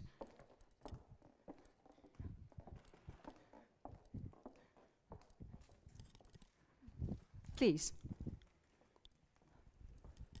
Example for this one happened in GCC in the Gulf. Tell us who you are again. Sorry, remind us who you are. Dr. Hanadi Al-Hamed represent state of Qatar. From Qatar, yes. So when WHO, they call Qatar to participate in Global Dementia Observatory, and we respond to this one, and we start to follow the action plan area. Then we have GCC meeting, and I invite them to participate in WHO initiative, and I told them it's well written and very nice to follow the mapping. So it was good example, and Kuwait and Bahrain start to follow. So I start to spread the same good example in the GCC. Thank you very much. I'm going to jump on Trevor. Ah, Your Majesty.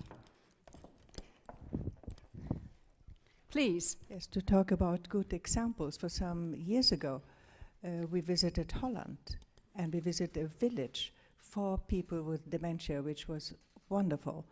And there were different houses, and the dementia people were living according to how ill they were in different groups. And I must say, it was fantastic. I really was very touched by it, but also impressed. The only problem is it's such a complicated name. So Jacqueline is going to tell us more about it. It's called the Hogewijk. The Hogewijk. And it means what? The whole way or something? No, it's high up. The higher path? High up neighborhood. Ah, okay. The higher neighborhood. Could you tell us a little bit more about it as well, Jacqueline? And then I'll ask Her Majesty to round it off. Yes, okay, thank you, Your Majesty. It's a village, as Your Majesty told us. Jacqueline, please raise the mic. Oh, sorry. And more especially, it's devised by a care provider on its own initiative. And of course, they needed the money to build the village. And it's, but the exploitation of the village is completely done without extra funding. So they get just the same amount of money per resident as an ordinary caring home, nursing home. And they make it important for people to live in the same way they used to do as they lived in their own home. So they have a shop and a restaurant and a theater and workshops where they can do all things they used to. So woodworking, baking, making music, that's all encouraged to do like they used to do. It's a home away from home. A home away from home. Truly inspirational. Your Majesty.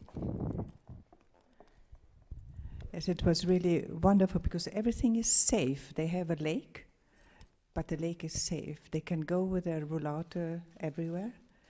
They discuss every morning, what are we going to eat today? They make a list together. They do shopping together. They cook together, and they wash their clothes in the machine there, but with an assistant of somebody. So they continue to have their normal life, but with assistant of somebody. And I must say it was wonderful, wonderful to see. And there suddenly came a gentleman, of course, on a bike in Holland. He had a tandem, and next to him his wife was sitting. She was dement, but he was cycling and showing her the place, and then they were sitting on the lake, and it was wonderful, really. Thank you so much. So you have a huge fan in Her Majesty, in your higher way villages. And I'm going to ask Trevor Brocklebank to tell us a little bit more about the training programs that they've done at home instead, because he was very modest when I asked him earlier. Tell us about the sheer numbers that you've managed to get your training program to and the people you've reached out, because this isn't just families, is it, Trevor? No, we've trained 80,000 people or so in the UK over the last couple of years. Shop assistants, police forces, anybody who deals with the general public is probably going to experience people with dementia. So the local shop know that if my uncle goes in and he takes a chocolate bar, it's not because he's stealing it, it's because he's forgotten. So they ring me rather than the police. And we try and have dementia-friendly shopping communities where they all know how to deal with the individual, they all know how to support. Supermarkets will have dementia hours where the lights will go up, they'll turn the music off, there'll be more staff on the aisles helping people around. There's a lot of very simple things that can be done to really help people feel included in the community. I think that's a really inspirational innovation, isn't it? Instead of just supplying the carers, which of course is Home Instead's core business, to go into people's homes, they're also providing the training for the wider community to help support people to live independent lives in their homes. So no wonder you got the prize.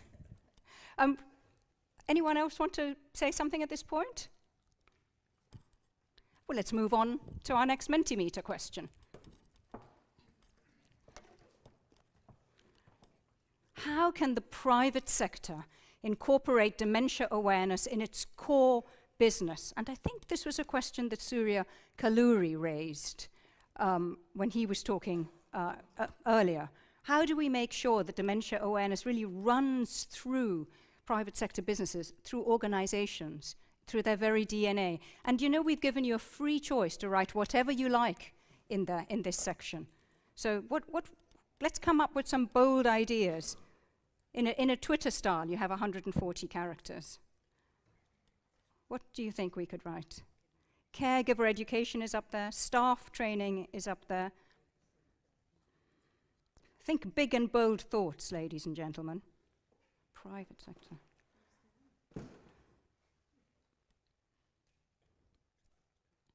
Help them realize it's in their economic interest to do so.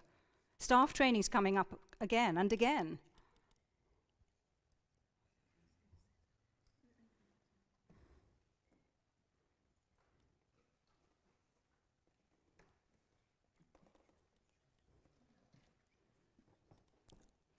All the stakeholders are aware of the impact.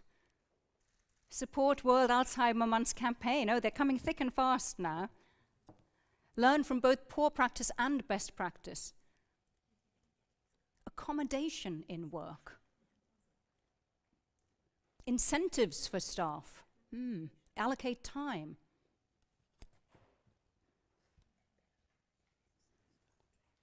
Staff training comes up and over and over and over again. So keep feeding them through. Could somebody speak to staff training? Because so very many people have put that up.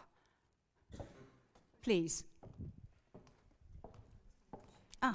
This is Marina from Greece, who I had lunch with. Hello. My name is Noel Marina, and I'm representing the Greek companies. In our company, which we are lead of the project to create rather big and with a new concept of the complex for the elderly care, and following the notice of Her Majesty about the Dutch dementia village. By the way, the idea generated Mr. Frank van Dillen, who is holding the Dutch dementia village. He is a part of our group as well. We are creating in Greece as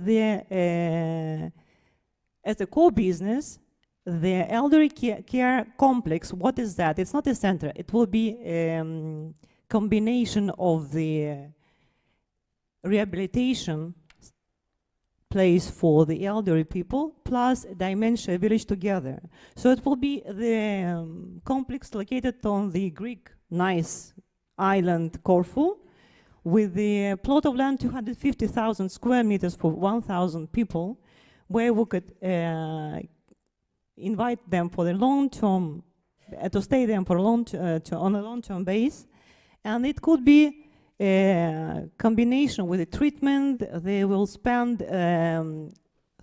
time together. They will have tennis courts, they will play golf there, they will have all hobbies that they were willing all their life to spend. When they will retire, they will stay there. But at the same time, you know, family members who are really caring them the whole life and they're retiring, they could join them at that place and they could stay for a long time as well. So it's not only focused on the people who has health problems, but also the focus to help the families to be together with their relatives who has this disease, and to join them and to have the concept like they will have at least vacation, long-term vacation together, but definitely with the full support 24 hours per day, full support of doctors and nurses. What a wonderful idea. So we are part of our, we are developers and finance part as well.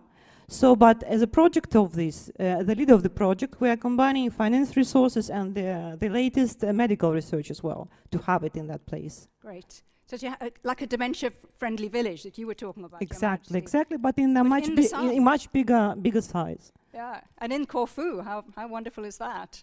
And can we go and visit? I mean, yes, definitely anytime from tomorrow. We are happy to invite you to see how we are going. Fantastic. So that's really embedding this idea into a business project, because it's a property development business, really. So that they think that this can be a profitable new line of business. This is great. Exactly. Thank you very much. Exactly. Thank you, Marina. Okay, so we've had so many ideas up here, and staff training keeps popping up. Will some brave person talk to staff training? Thank you, Johan. Johan Falk from OneMed. I think we should use the public procurement a bit better. Most of this is financed by the governments in some shape or form, and just like we require the sustainability and CSR in our public procurement, I think all of these good ideas here could be required in those public procurement to pull out the best practice. So I think... So just explain that, what do you mean? Yes, it should be a requirement in public procurement that certain dementia-friendly policies are pursued? Exactly. I mean, just be extremely concrete. We saw this education of firemen and the police. So when you purchase elderly care or home care, I mean, put a requirement that in your surroundings you should train the staff of the police, or you should make your shop more friendly. That's it's very common in other public procurement that you put requirements like that. So all these good ideas, put them as requirements, and you can pull them out of the good companies that are using it. That's a great idea and a very practical one, Johan. Thank you very much. Anyone else like to add their voice? I keep asking for somebody to say why staff training is so important, but maybe it's just obvious. Surya. Can I speak about an item other than staff Go for training? it, whatever you like. So it seems to me that of the private sector, the CEOs, the board, and the C-suite speak a different language. They speak a language of profitability, share price, market share, product development. And to be able to translate everything that we're saying here in, let me just call it CEO speak, would be very important, so that they're not just shifting the conversation to their respective foundations and writing a check, but rather understanding that there's something called the silver economy out there that they can participate in. So before I take the mic back from you, how do you do that? Hire a strategy consultant like me. Oh, Phyllis, okay, we have volunteers over here. Someone mentioned incentives.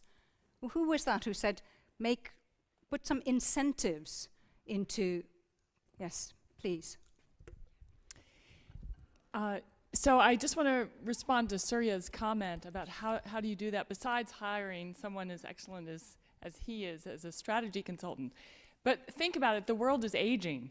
The customers who are spending the money, the economic power is with the people who are developing these diseases and the people who are caring for them. So when we talk about the silver economy, if businesses realize that these are their customers who have the economic wherewithal to decide that they'll choose one business over another, then it becomes quite clear that the incentive is to follow the money. And hopefully that will start to change people's perspectives. So the way sustainability has become a consumer-facing issue. Consumers choose products that they're going to buy depending on how sustainable they are. And many, many companies have changed their supply lines in that way. Is that what you mean, Sarah? Okay. Let me give the mic to Marikoma. Yes, I've looked at caregiver education. As a 21-year caregiver for both my husband with early onset and my mother, who didn't like my husband well, so you can imagine her in dementia, I'm concerned that we are training caregivers to do a better job, but we are not looking at the health of the caregiver themselves as the potential second victim. In our country, in the US, 75% of long-term care is informal care. If the caregiver goes down, so does the system. And I really think we have to help the caregiver engage around themselves. And I would like to suggest that validate the caregiver, deploy technology, make them your data collectors. When you live in a helpless space, no matter what I do at home, Alzheimer's will win. If I can help another family, if I can help research, bring research closer to the bedside so that we don't disconnect and silo caregiving and care against research. It really should be brought together in some way. So I think we have to broaden the view of care training. We are data collectors for the researchers, and that would help validate us aspirationally. Thank you, Meryl. And of course, most employers don't really take the burden on caregivers into account the way in which they might take the burden on parents. You know, we have parental leave, it's part of employment law, there are concessions made, but perhaps we should extend that so that we have the same kind of support and practical help and flexibility in employment for caregivers as well. I saw, please. Yeah, it's Michael Schöner from Northern Horizon. We are the care home company, and just wanted to give you an example here. It's just general awareness. We have care homes which have kindergartens actually in the same building. So it's quite fascinating to go see when the kids go over to the old people's side, and just creating more interaction between different groups of people in society, so that it becomes natural, and then it becomes just the normal part of life for everybody to be associated with and have these people amongst them. And it's just that awareness that I think we need to increase. That's such a lovely picture. You must make a film about it. Here's Dr. Berglund.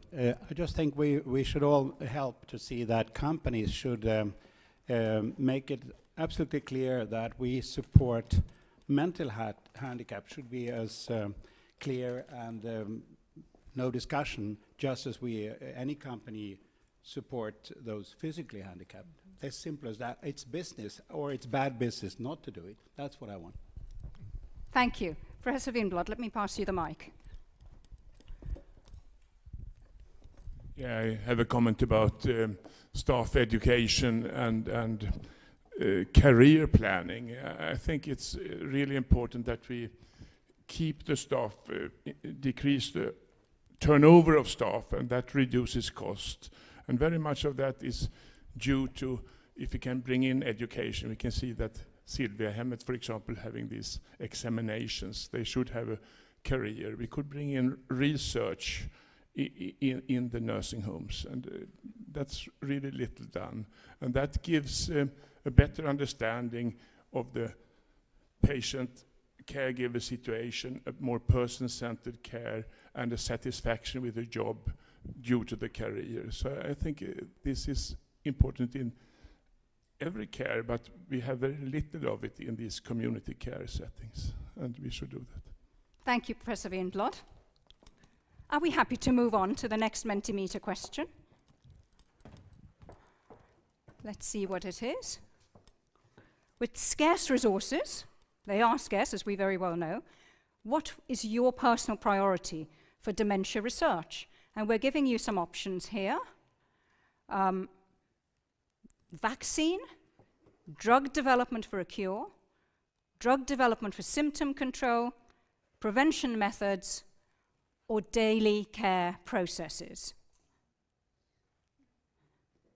And you'll see with this one that you have a choice.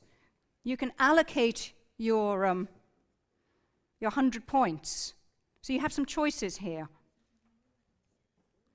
How are you going to divide it up?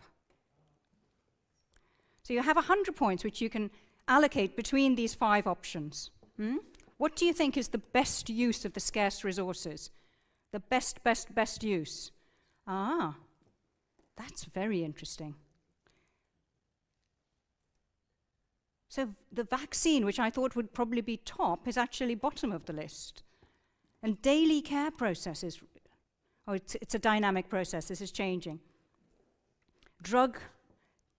And the drug development is lower down, I guess because we're becoming more pessimistic about that. So daily care processes, prevention methods. Our prevention methods now jump to the, oh, no, it's very close between daily care processes and prevention methods. This is like a race, isn't it? Who's going to win? So we have lots of opinions in the room. And I think it's in part a reflection of the discussion we've been having today, which has been a lot about care. Now, drug development for a cure is up there, pretty high up there. And we haven't talked about it a great deal today. So could I call on someone from one of the pharma companies in the room who've been listening and not participating so much to perhaps speak a little bit to us about where we're at, what we might be able to achieve? Or Professor Wienblad, maybe. There's still a huge desire to try and get some kind of a cure. Is anyone going to be happy to talk about that?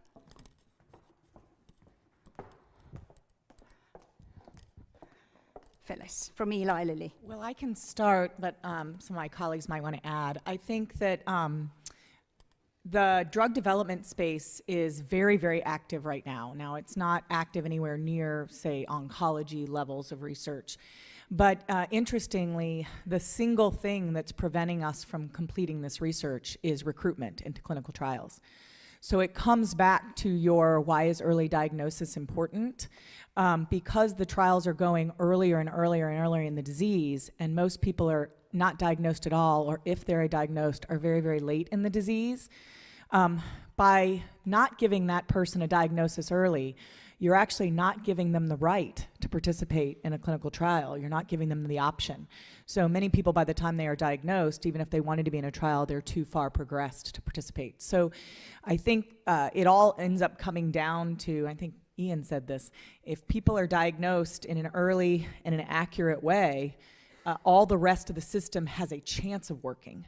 If we continue in a situation where less than 50% of people are ever diagnosed, and those that are diagnosed, 50% are diagnosed in the moderate and severe stage, we'll never complete the research. There's a drug in the pipeline today that could get us to our 2025 goal, but it takes years to recruit these studies, and it shouldn't. The unmet need is too high. So since you have the mic, there have been so many disappointments along the way, trying to figure out a nice way of saying it. How do you just keep going? How does a company like Eli Lilly hold its faith with this area? You might have just thrown me the biggest softball ever. So in November of this year, we reported out that the Expedition 3 results for solanezumab were negative, and it was a huge disappointment, not just for Lilly, but I think for everyone who was really counting on that molecule to make it through. And I'm not going to tell you it was an easy time for the team. This was a team that had been working on that drug for most people over 10 years. And so it was very, very emotional. But, you know, the reason that we were sad wasn't because of, you know, not having drug sales or something like that, although revenue does make research easier. But it was because we felt like we weren't going to be able to serve the patients and their families the way we wanted to. And so we told ourselves that every morning somebody gets up and they look in the mirror and they're dealing with Alzheimer's disease, either because they're worried about their own cognition or they are caring for a loved one, and they don't have the option to quit. They face that every day. And so we said, if our patients and the families that we want to serve don't have an option to quit, neither do we. And we're scientists, and we go back to the drawing board, and we learn, and we share the data as fast as we possibly can with our academic colleagues, and we try to do better next time.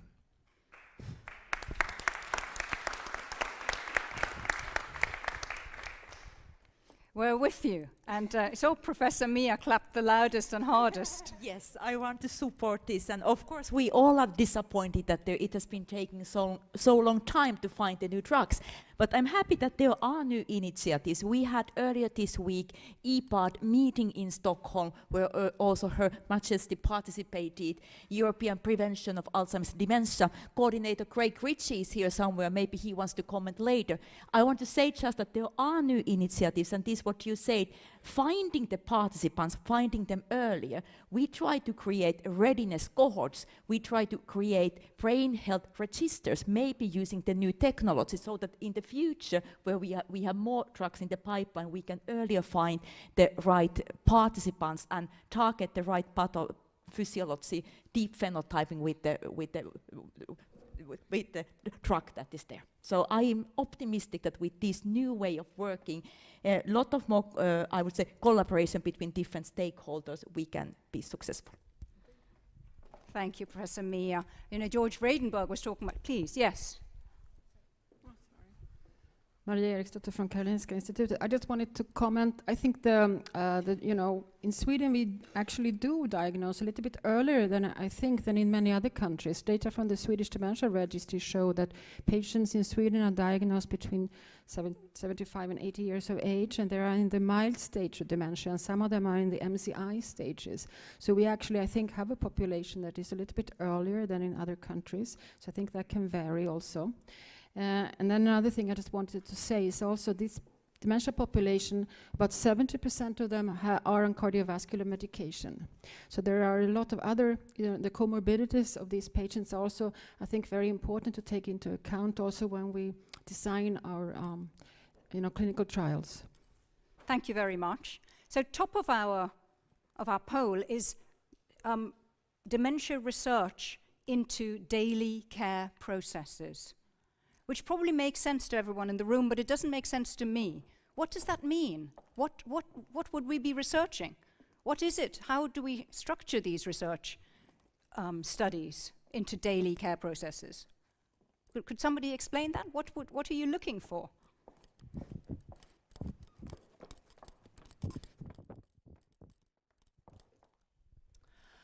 Thank you. Emily. Thank you for letting me speak. I think coming from a family perspective, if you get a diagnosis of dementia, you suddenly come into this world which is completely unknown. And how research can, the person that made the point earlier about bringing research closer to us, to our families, to the bedside, to how it works, is all about the experience of giving people with dementia a fuller life and giving families more choice and opportunity. You feel very much out of control. You feel very lonely. It's very hard to get information at the right time. And that doesn't matter where you live. You can be anywhere in the world and feel that. You can be of any age. And particularly if you have early onset dementia, then you're out of step with your peers. So that's really what we need, a cure. We'd love a cure. We'd love to mitigate symptoms. But when we're in this right now, the better we can make our lives, the better it is for everybody. That's my motivation and our motivation. Please, Dr. Hoffman. Yes, and I believe it's very important that we get research about what about daily daycare? Is that good? And how could that daycare look like?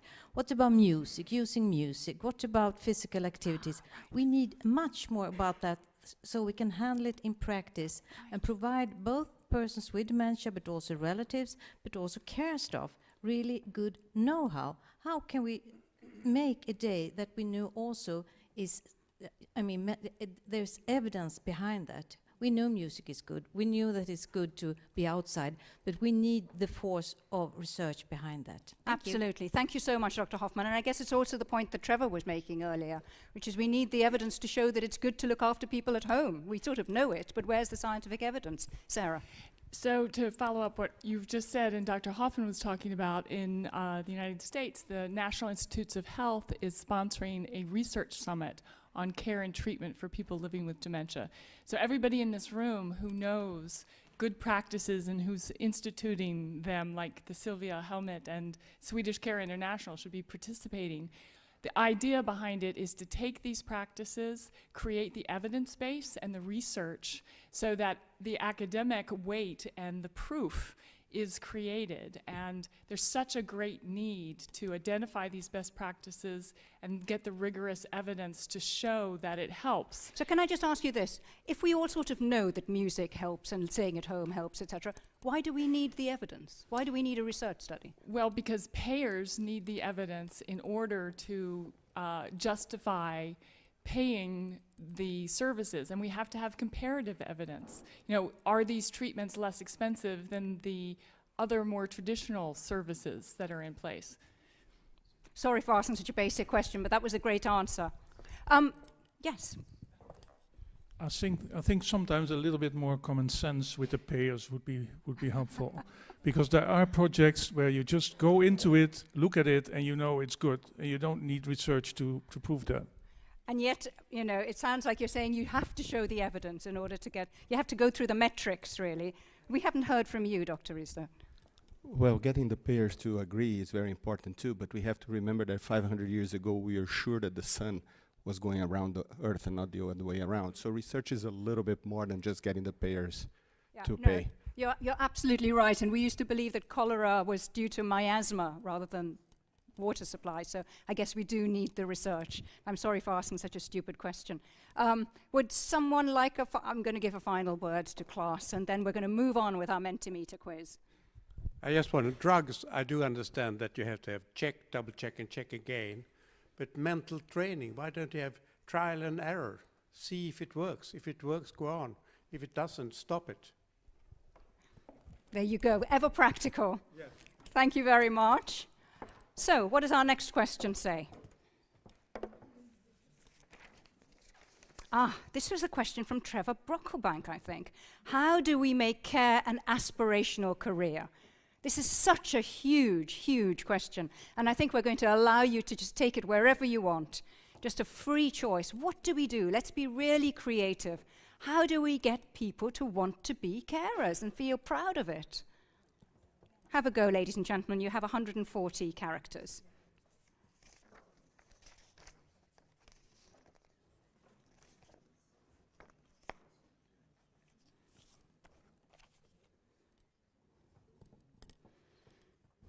Make it cool. Yes. Pay well. Yes. Would that were easy. That keeps coming up. Be proud. Value it. Student debt forgiveness. A career ladder. That's a point that Professor Bengt makes a lot. Pay well, good salaries. Pay for performance and not for time. That's a very interesting one. Well, you're really inspired. Make it cool has popped up again. So I think this is gets the Richard Bransons and the Justin Trudeaus to get involved, I think.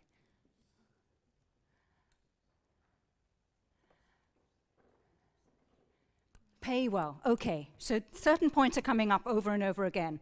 Maybe someone can speak to how do we get over this, the fact that it's one of the worst paid areas, being a carer, and then the other thing about make it cool. No one wants to do a job where you're touching on somebody else's body. How do you make it cool? So, they're kind of impossible questions. Who's going to get us going? Karin. I can make a short comment on that. We are actually working on that quite hard at the moment. We instituted 4 years or 3.5 years ago a scholarship called Queen Sylvia Nursing Award that is now spreading out over Europe. So in this year we will start working in Germany, and we are also present in Finland and Poland and Sweden.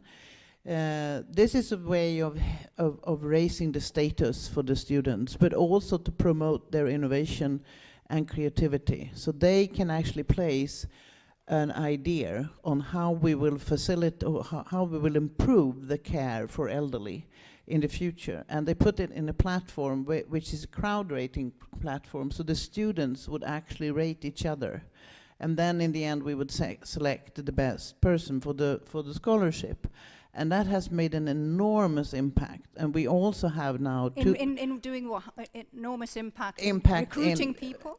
Also making more nursing schools more interested, I think. And it also we have also created a lot of marketing around why it's important to emphasize creativity and innovation in nursing schools already, because we all know that nurses are the key competence for the future, and we need to do something to promote them. And this is our way of doing it, and so far it has worked out very, very well. Thank you so much, Karin. How do we make, please could you get the mic over, how do we make caring aspirational? Yes, I think actually the medical community can help quite a lot by really promoting care as important as the traditional medical research, and taking it really to embrace care. All the traditional medical community in universities, there they can play a very important role. Please, and Ian, would you mind moving the mic over to the other Ian? No? No. This one, okay. Just along there. Sorry, my eyesight isn't so good. Sure. Two points. Just a follow-on to Sarah's comment about the National Institutes of Health Conference. That's October 16 and 17 in suburban Washington, D.C. You are all invited. Compliments of me. I will pay your fee because it's free. But both Sarah and I are on the steering committee, and we're happy to relay information about how to register for that summit when registration opens in a month or two. We'll relay that to the organizers of this event so that you and your colleagues are aware of those details. On the issue of how to pay, with apologies to any actual economists in the room, this is just fundamental, simple economics. The fiction that family-provided care is free, and I'll refer to Meryl Comer's point, it is far from free, it's just we haven't placed a dollar value on it. If we begin to place a dollar value or a euro value or a kroner value on it and compensate family caregivers in one manner or another, pension benefits, direct payment, anything that a society is willing to compensate with, that will, by in and of itself, drive up salaries for paid caregivers. It's essentially a minimum wage and then workers above that minimum wage. So at a core minimum, if we find a way, society to society, to compensate unpaid caregivers, it will automatically, by basic economics, drive up salary, starting salary for paid caregivers as part of that career ladder that has to include title, responsibility, authority, and an opportunity for promotion within the field. Thank you, Ian. Yes, I would agree in many ways, but looking at it from a labor market side, and also how Please tell us who you are. Sorry, I'm Patricia. Steiner from the Embassy Labor and Social Affairs Attaché, and I used to work with young students choosing careers before I did this job, actually. And how do you get people interested in a career? Why do you choose a career? And I have to tell you, it is not going to be easy. It is just not an attractive job, and it won't be. So giving them a career, paying them well, having good trainings, that's a start. But we've tried to retrain minors. We have tried to get kids from the migrant community who really have difficulties to find jobs to convince them to become a caregiver, but they're just not interested. And also it's a personal thing. Some can do it and others don't. They can't. So you need a big campaign to do it. You need some choices, and you need certain degrees, like some can be universities, some can be on an easier level, and there always need to be transparency and moving up in the ladder of a career. But I really believe that it will not be easy. It's going to be a lot of work to do that. I suspect you're right, Patricia. Patricia's from the embassy, German embassy, and thank you for bringing a voice of realism to this discussion at this point. But it's what we all want, and yet it's going to be so very difficult to get people to really want to do it. And it's partly to do with the financial lid on how much we're prepared to pay. Please. Well, we are lucky here in Sweden because Her Majesty Queen Silvia started for 21 years ago education for assistant nurses, the people working most closely to the persons with dementia. This has been raising the status enormously. We have so many people now all around Sweden. There are more than 600,000 all over Sweden, and they're working like ambassadors for good dementia care, person-centered care with family support, teamwork, etc. Now there are also nurses who have provided the title. They had got the title from Her Majesty, and we have also Silvia doctors. Now is it Silvia occupational therapist and physiotherapist, and these are education in connection with universities. So it's fantastic that we can see that more and more really would like to have this education. So I'm not really here in Sweden. I see a great interest in education. I educate at hospital at the moment, and people in the emergency ward, etc., they ask for the education now. So here in Sweden, I can see that the interest is raising, and it's not about the salary at the moment.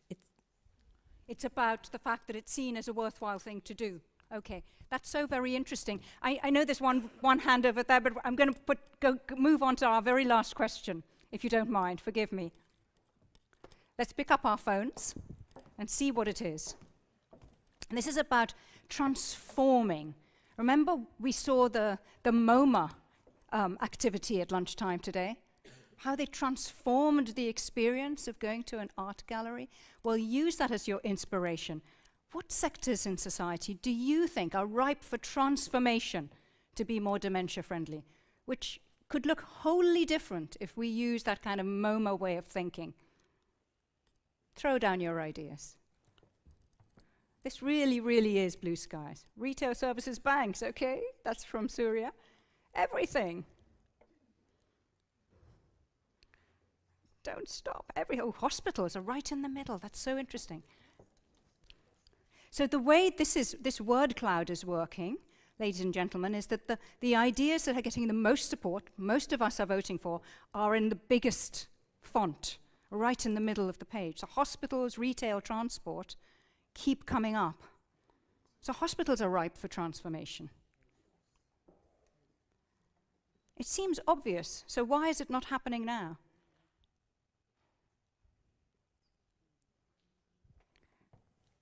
Anyone want to speak to that? We've got enough people with a medical background here.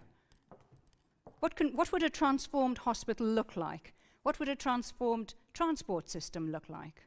Please. Hello, Gunhild Valdemar. Well, I think there's a great need to make hospitals more dementia-friendly. And you may wonder why, because there are so many people with dementia being admitted every day. So by definition, they should be dementia-friendly. But the problem is that with cuts in funding, they have become more and more efficient, and everything is running very quickly, and that is not very dementia-friendly, first of all. And second, staff members in various departments, medical, internal medicine and surgery are not always knowledgeable about dementia. So I think with some very easy initiatives, hospitals could be made very dementia-friendly. For instance, by highlighting patient safety issues related to dementia. So give us an example. What would you like to see that we don't have at the moment? Well, one example could be that any information to a patient about a new scan or new investigation that he or she needs, or about, even worse, about a diagnosis, that of course should be provided together with a family caregiver or someone else, so that a patient with dementia is not alone when receiving such information. Yeah, it's such a simple idea, really. It's just making it happen.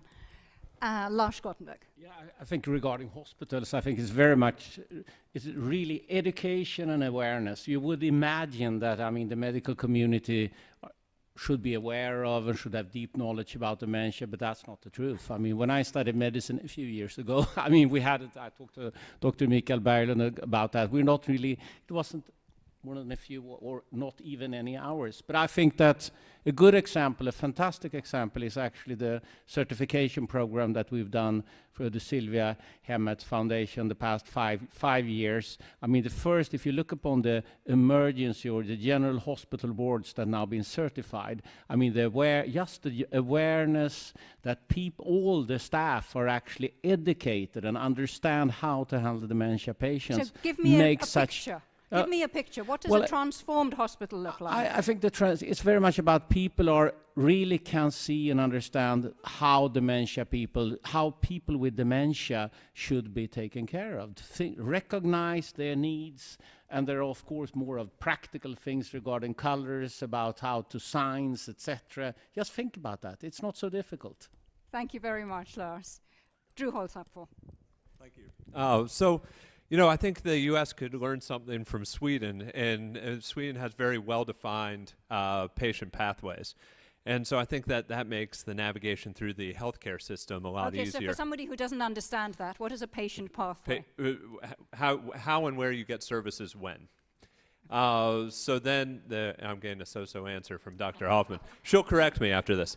But my point is that we're starting to see innovation in the U.S., and a great example is at Rutgers University, where they've created patient navigation. And the whole point is that, to borrow a model from cancer, where you navigate somebody from detection to resolution as quickly as possible. And so what you can do with this patient navigator is being able to connect social and medical care better so that it's received on a more timely and efficient basis. And so I think that's one way that we can make our healthcare system better practically and very quickly. Yeah, and it's a huge problem in the UK too, so connecting it all up. Thank you, Drew. Professor Johanna Adami is going to get the mic. Okay, thank you very much. I'm Johanna Adami. I'm president of Sophia Hemmet University. I'm very proud to be collaborating with Sylvia Hemmet for many years in education. I'm also a medical doctor, and I don't like the word hospital there, because what I would like to see at our university is a dementia-friendly, transforming environment for the students. I would like to have a really modern learning environment so that persons with dementia could come and meet the students, that we actually educate very early on. And this doesn't happen? It will happen now, since I'm the president of the university. So I hereby promise you that at Sophia Hemmet University, I will do my best. Professor Adani, so wonderful to have you and your energy and passion in the room. We've heard over and over again the sort of things that are going on here in Sweden, which the world could learn from, which the world could adopt. And as we know, one of the very big reasons for that is because of the leadership and patronage that Her Majesty has given to this issue. So it is my very great pleasure and privilege to say that our keynote speaker for today is Her Majesty Queen Sylvia of Sweden. Your Majesty.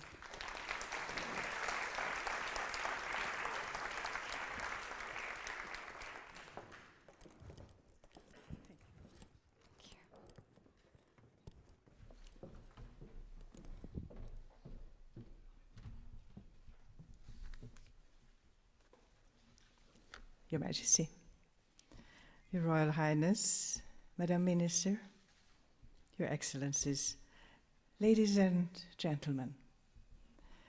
2 years ago, I stood on the stage closing the first Dementia Forum X meeting. At the time, I spoke of my own personal journey and how it came to be that 20 years earlier, I founded Stiftelsen Sylvia Hemmet. The theme for that address was the development of the past 2 decades on our hopes for the future. Today, I would like to answer 2 questions. First, what has been accomplished during the 2 years since we last met here in Stockholm? And second, how can we make a difference for those who are and will be affected by dementia in the future? But first of all, please allow me to acknowledge the presence of Her Majesty, the Queen Sofia of Spain. She is herself devoted to the issue of dementia through Fundación Reina Sofia. I wish to commend Her Majesty and the Foundation for their excellent work. I've Googled on it. I hope that over time we can continue our collaboration and work closely together to make a lasting difference. Since we met here in Stockholm 2 years ago, much has been achieved.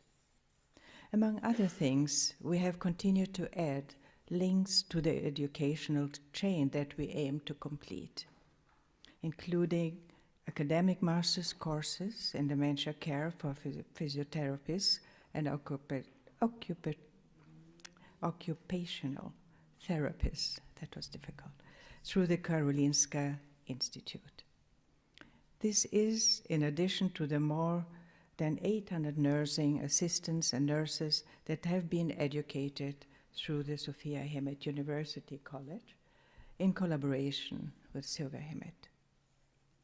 One recent development that I would like to point out especially is Sylvia Boo, a project that represents much of what we have been talking about here today. The idea of Sylvia Boo is to offer adapted yet affordable housing for couples where one person is living with dementia. By creating a home environment that is well thought out and in closer proximity to specialist care, we hope to make it possible for couples to continue living together in spite of the disease. Sylvia Boo is a collaborative project between Sylvia Hemmet, Mr. Ingvar Kamprad, and Boklok. For those of you who are from Sweden, these names are probably familiar.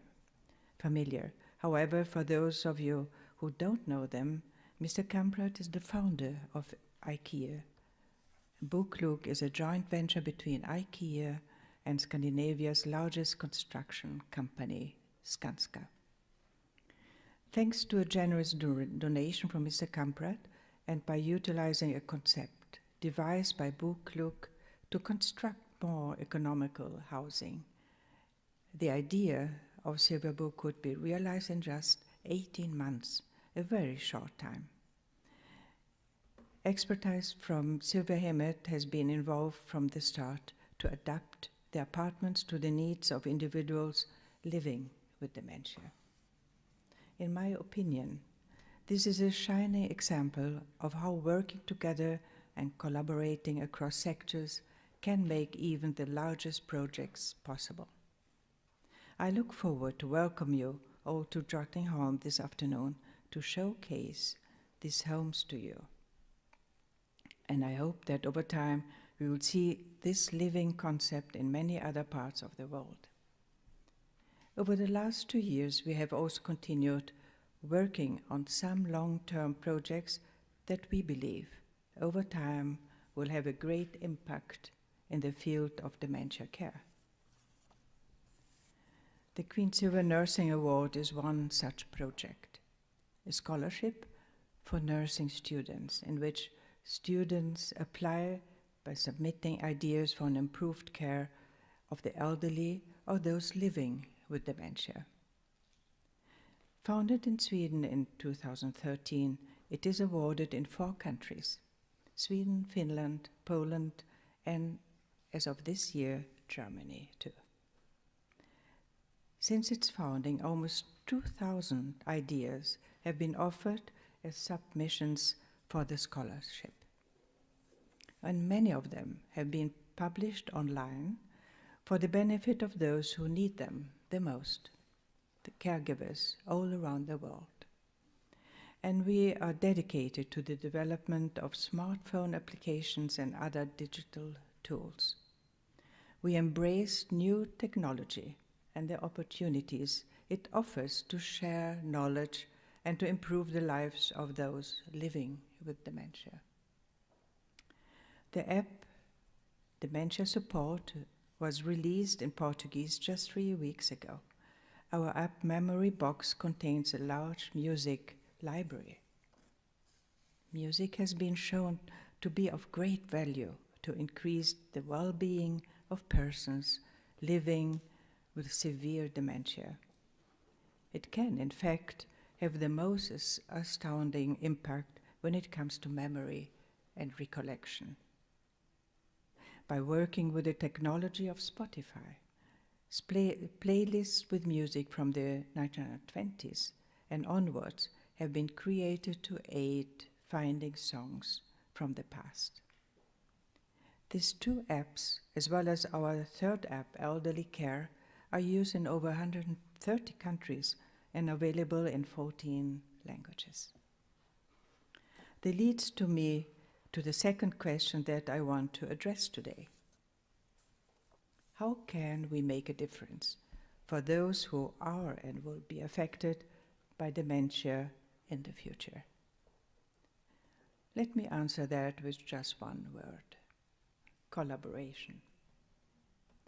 The only way that we will be able to meet the challenges that dementia diseases pose is by working together, across sectors and between fields. Therefore, collaboration is the overall theme and purpose of Dementia Forum X. It is also one of the pillars on which the care philosophy of Sylvia Hemert rests. When we collaborate, there is no limit to what we can achieve. And that is how we can make a real difference. Ladies and gentlemen, I would like to thank you, all of you, for the work that you do, for your dedication, and for being here today to share your knowledge. Thank you to all of you that have made this meeting possible. I hope that this second Dementia Forum X will be followed by many more. I'm already looking forward to it. Thank you very much and welcome to Drottningholm.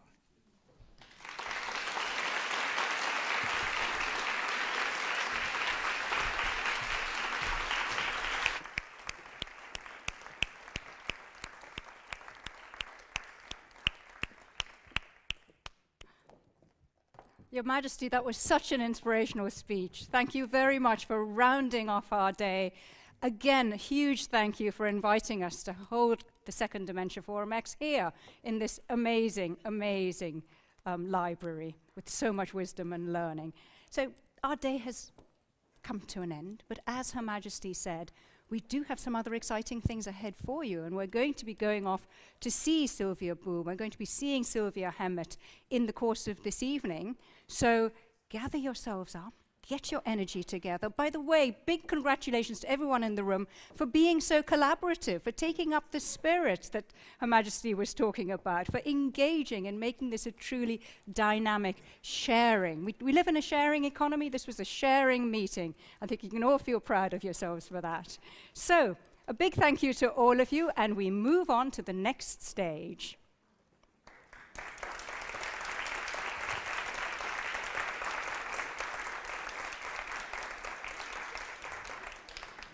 And now, ladies and gentlemen, may I request that you rise for the departure of their Majesties and Her Royal Highness.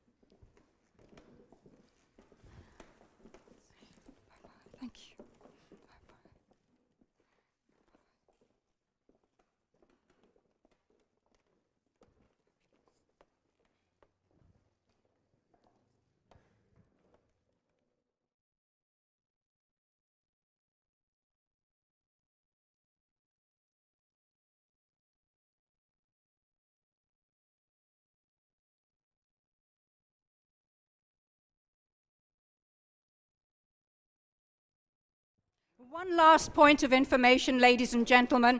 We have got chariots for you. Actually, they're called buses, and they will be ready to depart in about 15 minutes from the inner courtyard. So do please make your way gently in that direction. You want to use the facilities along the way. So we're aiming for about a 4:45 departure in some delightful chariots.